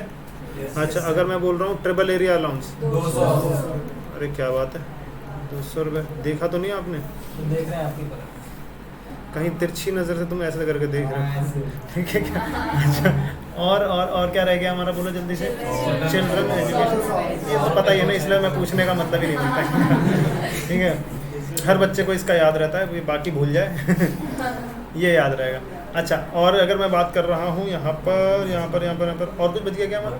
हाँ, तो ये क्या था, क्या ऑर्थोपेडिकली हैंडीकैप को किसका ट्रांसपोर्ट अलाउंस मिलता है क्या? ट्रांसपोर्ट एक है हमारा ट्रैवल अलाउंस, और यहाँ पर क्या है ट्रांसपोर्ट। यहाँ पर क्या चीज़ है हमारा, यहाँ पर क्या चीज़ है हमारा, बोलो ट्रांसपोर्ट अलाउंस। ट्रांसपोर्ट मतलब घर से ऑफिस, ऑफिस से घर, वो सिर्फ और सिर्फ ऑर्थोपेडिकली हैंडीकैप को मिलेगा 3200 पर मंथ। क्या? हाँ, कैब प्रोवाइड कराती है तो फिर तुम्हें नहीं मिला ना कुछ, मतलब समझ रहे हो क्या बोल रहा हूँ मैं? अब यही चल रहा है। मैं क्या बोल रहा हूँ, अगर तुम्हें मिला है पैसा तो उसको टैक्स करेंगे, अगर कैब उन्होंने बुक कर दी है तो नहीं होगा, कैरी करते हैं। ठीक है क्या। वो डिपेंड करता है ना तुम्हारे एक्सपेंडिचर पे। तुम जब कंपनी चलाओगे तो तुम्हें डिपेंड करेगा कि कौन सा बेनिफिशियल है मेरे लिए, कितने एम्प्लॉई हैं, कितने एम्प्लॉई को कहाँ कहाँ से लेकर आना है, ठीक है। तो वो अब कैब वाला कितना मांगता है हमसे, या तो मैं कैब की, ये भी क्या हो जाएगा, कैब हम खुद, कई कंपनी कैब खुद की रख लेते हैं, ड्राइवर भी खुद का रख लेते हैं। जब ये ज़्यादा कंजम्पशन जाती होती है तो वो खुद का रख लेते हैं, लेकिन वो फिर हायर करते हैं, हायर वाला ऑप्शन, या फिर हम अलाउंस का ऑप्शन। तो ये आपको चूज़ करना है, आपके लिए कन्वीनियंट कौन सा है, कहाँ पर आपके सबसे कम कॉस्ट लग रही है तो एम्प्लॉयर वही चूज़ करता है। या फिर अगर फैसिलिटी की बात करनी होती है उसको, तो फिर वो अपना कैब करवा देता है, कहता आएगा तुम्हें वहीं से उठाएगा जाएगा, ठीक है क्या। और कुछ हम एक्स्ट्रा आपको देंगे नहीं, ठीक है। ओके क्या, ओके, यहाँ तक समझ में आया क्या? तो यानी कि अब तक हमने क्या क्या पढ़ लिया, अलाउंसेस का पार्ट। अच्छा, इनके अलावा अलाउंसेस में आ जाओ जब थोड़ा सा, ये देखो अब हम बात कर रहे हैं किसके, फुल्ली एग्जेम्प्ट किसके बेसिस में, सर्टेन केसेस में फुल्ली एग्जेम्प्ट। फुल्ली एग्जेम्प्ट मतलब कहाँ पर दिया होता है, हमेशा सेक्शन नंबर। इसमें ज़्यादा दिमाग लगाने की ज़रूरत नहीं है, जो शब्द लिखे हुए हैं उन्हीं शब्दों को थोड़ा सा ध्यान देना है, और कुछ भी ध्यान देने की ज़रूरत इसमें नहीं है। देखो यहाँ पर वो शब्द मैंने लिख दिया। हाँ, देखो आप क्या बोल रहे हैं, allowances perquisite to citizen of India who is a government employee rendering services outside India. यानी कि हम एम्बेसीज वालों की बात कर रहे हैं यहाँ पे, स्पेशली उनको कवर किया गया, ठीक है क्या। तो यानी कि गवर्नमेंट के एम्प्लॉय हैं और वो कहाँ जा रहे हैं, बाहर जा रहे हैं, बाहर सर्विसेज दे रहे हैं, तो उनको एग्जेम्पशन मिली हुई है, उनको कोई भी अलाउंस दिया जाएगा, कोई भी परक्यूजिट क्यों ना दिया गया हो। अलाउंसेज होता है कैश में मिला हुआ, परक्यूजिट जो फैसिलिटी मिली है, दोनों की दोनों एग्जेम्प्ट कर दी जाएगी। Any allowance of high court जज और सुप्रीम कोर्ट के जज को कोई भी अलाउंस होगा वो एग्जेम्प्ट हो जाएगा। Allowance received by an employee of UNO, यानी कि क्या जाएगा, यूनाइटेड नेशन ऑर्गेनाइजेशन, ठीक है, फ्रॉम हिज एम्प्लॉयर। एम्प्लॉयर से यानी यूएनओ ही है। यूएनओ अगर अपने किसको दे रहे हैं, अपने एम्प्लॉयज़ को अगर क्या दे रहे हैं, अलाउंसेस दे रहे हैं, तो वो भी एग्जेम्प्ट है। और अगर बात करें हम allowances and perquisite to the member of Union Public Service Commission, UPSC. ओ, यूपीएससी वालों के एम्प्लॉय नहीं है क्या? तो इतना पैसा छापते हैं। हाँ, तो इसीलिए तो अब समझो ना, पैसा छापते हैं तो वो अलग बात है। उन्होंने अपने एम्प्लॉय को क्या दिया है, अलाउंसेस दिए हुए हैं। तो अलाउंसेस दिए तो यूपीएससी वालों को क्या बोला है, यूपीएससी वालों को जो भी अलाउंसेस मिलते हैं वो फुल्ली एग्जेम्प्ट हो रखा, ठीक है क्या। उनके मेंबर्स को, उनके किसको, मेंबर्स को। जैसे मेंबर्स ऑफ पार्लियामेंट में जो होता है, और पार्लियामेंट में उनको कुछ भी चीज़ खाना पीना होगा, 1 रुपये 2 रुपये लगता है, पता है, 1 रुपये का 50 पैसे का, 2 रुपये का ये पड़ता है उनको, ठीक है। गए 1 रुपये 2 रुपये का खा के भी आए, अभी हाल फिलहाल में। अरे क्या बात है, वाह, बहुत बढ़िया, बहुत आगे जाओगे बेटा, चलो देखो इधर देखो। अब तक हमने ये सारा चीज़ कर लिया, यहाँ तक देखो। इसके बाद हम 16 की बात करते हैं। तो 16 में क्या आता है हमारा, डिडक्शन फ्रॉम सैलरी की बात कर रहे हैं। डिडक्शन फ्रॉम सैलरी में क्या बोल रहे हैं, डिडक्शन यानी कि डिडक्शन कितना आ जाएगा, स्टैंडर्ड डिडक्शन 50,000 और amount of salary which ever is less. इतना क्या बन जाएगा हमारा, डिडक्शन मिलकर चलेगा। अब एक और समझो चीज़ें, छोटी सी चीज़ें, छोटी सी हाँ, एंटरटेनमेंट अलाउंस की बात करें। एंटरटेनमेंट अलाउंस किस लिए मिलता है, जल्दी से बता दो। एंटरटेनमेंट के लिए, ठीक है। अगर सबसे पहले एंटरटेनमेंट मिला तो वो क्या हो जाएगा, चाहे प्राइवेट हो चाहे वो गवर्नमेंट एम्प्लॉय हो, उसको अगर मिल रहा था उसके ग्रॉस सैलरी में ऐड कर दिया जाएगा। फुल्ली टैक्सेबल होता है, फुल्ली टैक्सेबल होता है जब मिल रहा है। हम यहाँ पर डिडक्शन की बात कर रहे हैं कि डिडक्शन ऑफ सैलरी में से कैसे मिलेगा, कितना कितना क्या क्या मिलेगा। हाउएवर डिडक्शन की अगर हम बात करें, अंडर सेक्शन क्या है 16(2), 16(1)(a) में क्या मिल रही है, स्टैंडर्ड डिडक्शन। 16(2) में क्या मिल रहा है हमको, एंटरटेनमेंट अलाउंस का डिडक्शन, ठीक है। अवेलेबल टू गवर्नमेंट एम्प्लॉय, सिर्फ और सिर्फ गवर्नमेंट एम्प्लॉय को दिया जाएगा। गवर्नमेंट ने बोला कि गवर्नमेंट एम्प्लॉय को मिलेगा, ठीक है क्या, ठीक है। अच्छा, कितना मिलेगा, deduction is allowed only to government employ, actual amount receipt जितना अलाउंस मिला, ठीक है। और a sum equal to the 20% of his salary, salary का कितना परसेंट, 20%, यानी 1/5 उसने लिखा हुआ है, तो मतलब क्या लिख दिया मैंने, उन्होंने लिखा 1/5 ऑफ सैलरी, तो 20% हो गया ना। 20% को ले लिया हमने सैलरी का, एक्सक्लूसिव ऑफ क्या, allowances, benefits and other perquisite. क्या बोल रहे हैं कि अगर सैलरी हो रही है हमारी 5 लाख रुपए या 10 लाख रुपए मान लो, ठीक है क्या, और 10 लाख रुपए में अलाउंसेस और परक्यूजिट जोड़े गए हैं, कितने, अलाउंसेस और परक्यूजिट को नहीं जोड़ना है, क्या, अलाउंसेस और परक्यूजिट 3 लाख रुपए के हैं, तो यानी कि मैं कितनी सैलरी लूँगा, 7 लाख रुपए। समझ में आ रहा है क्या बोल रहा हूँ मैं, अलाउंसेस और परक्यूजिट को मिलाकर कितना है 10 लाख। यहाँ पर क्या बोल रहा है, एक्सक्लूसिव ऑफ, ठीक है क्या, तो यानी क्या बोल रहा है, 7 लाख रुपए का 20% लोगे, ठीक है, इतना आ जाएगा, लिमिट आ गई इतनी। और यानी कि दूसरा क्या हो जाएगा, मान लो आपको मिल रहा है 50,000 रुपये, 7 लाख का 20% कितना आता है, 1,40,000 रुपये दूसरा आ गया। और तीसरा क्या बोल दिया आपको, 5,000 रुपये, विच एवर इज लेस, तो कितना आ जाएगा, 5,000 रुपये तक का आपका एग्जेम्पशन मिल जाएगा। यस और नो, समझे या नहीं समझे। चलो नेक्स्ट अगर हम बात करते हैं किस चीज़ की, प्रोफेशनल टैक्स और एम्प्लॉयमेंट टैक्स की। प्रोफेशनल टैक्स क्या होता है, अपना काम करने के लिए जो हमें टैक्स देना पड़ता है। जैसे कि हम लोग ICAI को CA बनने के बाद भी मेंबरशिप फीस देते हैं, समझ में आ रहा है। CA बनने के बाद ही वो डिपेंड करता है आपका, जैसे कि अगर अपना प्रैक्टिस में भी हैं तो प्रैक्टिस में पहले शुरुआत के 3 साल या 4 साल तक वो 3,500 लेते हैं, उसके बाद वो डिपेंड करता है, फिर उसके बाद 7,000 तक बढ़ती है, फिर धीरे धीरे एनुअली फीस हमको देनी पड़ती है। और नॉर्मल अगर हम प्रैक्टिस नहीं कर रहे हैं तो 1,500-1,600 रुपये देने पड़ते हैं, ठीक है क्या, एनुअली, हर साल फिक्स। तो यानी कि ये क्या होगा हमारा प्रोफेशनल टैक्स। तो ये प्रोफेशनल टैक्स, अगर मैं कहीं पर काम कर रहा हूँ, बात समझ में आ रहा है, वहाँ से मुझे क्या मिल रही है, सैलरी मिल रही है, प्लस मैं प्रोफेशनल टैक्स भी दे रहा हूँ। बात समझे नहीं समझे, तो मैं क्या दे रहा हूँ, क्योंकि मेंबरशिप का मैंने फीस दिया तो वो प्रोफेशनल टैक्स हो गया मेरा। इनकम टैक्स की बात नहीं कर रहा मैं, प्रोफेशनल टैक्स की बात कर रहा हूँ। प्रोफेशनल टैक्स मैंने पे किया है कुछ, तो उसका मेरे को क्या मिल जाएगा, डिडक्शन मिल जाएगा। कितना मिल जाएगा, डिडक्शन मिल जाएगा। देखो, in case of professional tax is paid by employee by his own. अगर एम्प्लॉय ने पे किया है तो मेरे क्या सैलरी हेड में जोड़ोगे क्या, नहीं, कोई मतलब थोड़ी है इसका। मेरा बेसिक सैलरी तो ऑलरेडी टैक्स हो ही रहा है ना, तो मैं अपनी सैलरी में से निकाल के किसी चीज़ को एक्सपेंडिचर कर रहा हूँ, उससे क्या मतलब है, मेरे सैलरी हेड में तो नहीं जुड़ेगा।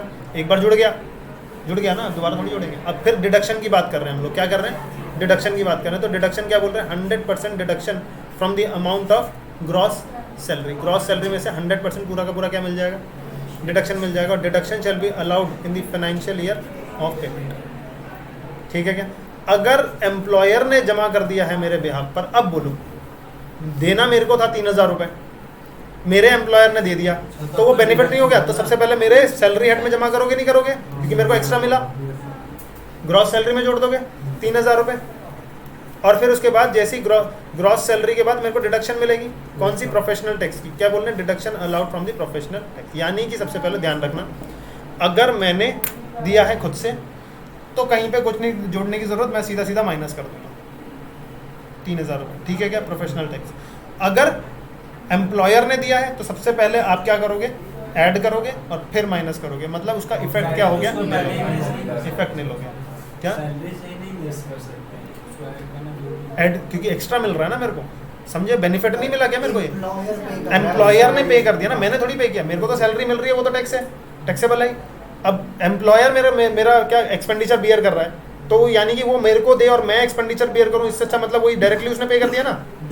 तो यानी क्या बोल रहे हैं, वो एक्स्ट्रा बेनिफिट हो गया, तो वो एक्स्ट्रा बेनिफिट को मेरे को अपने सैलरी में डालना पड़ेगा, उसका हिस्सा बनाना पड़ेगा, फिर उसके बाद लास्ट में जाके डिडक्शन आपको मिलेगी। समझे? अगर एम्प्लॉयर ने पे किया तो बोलो क्या होगा?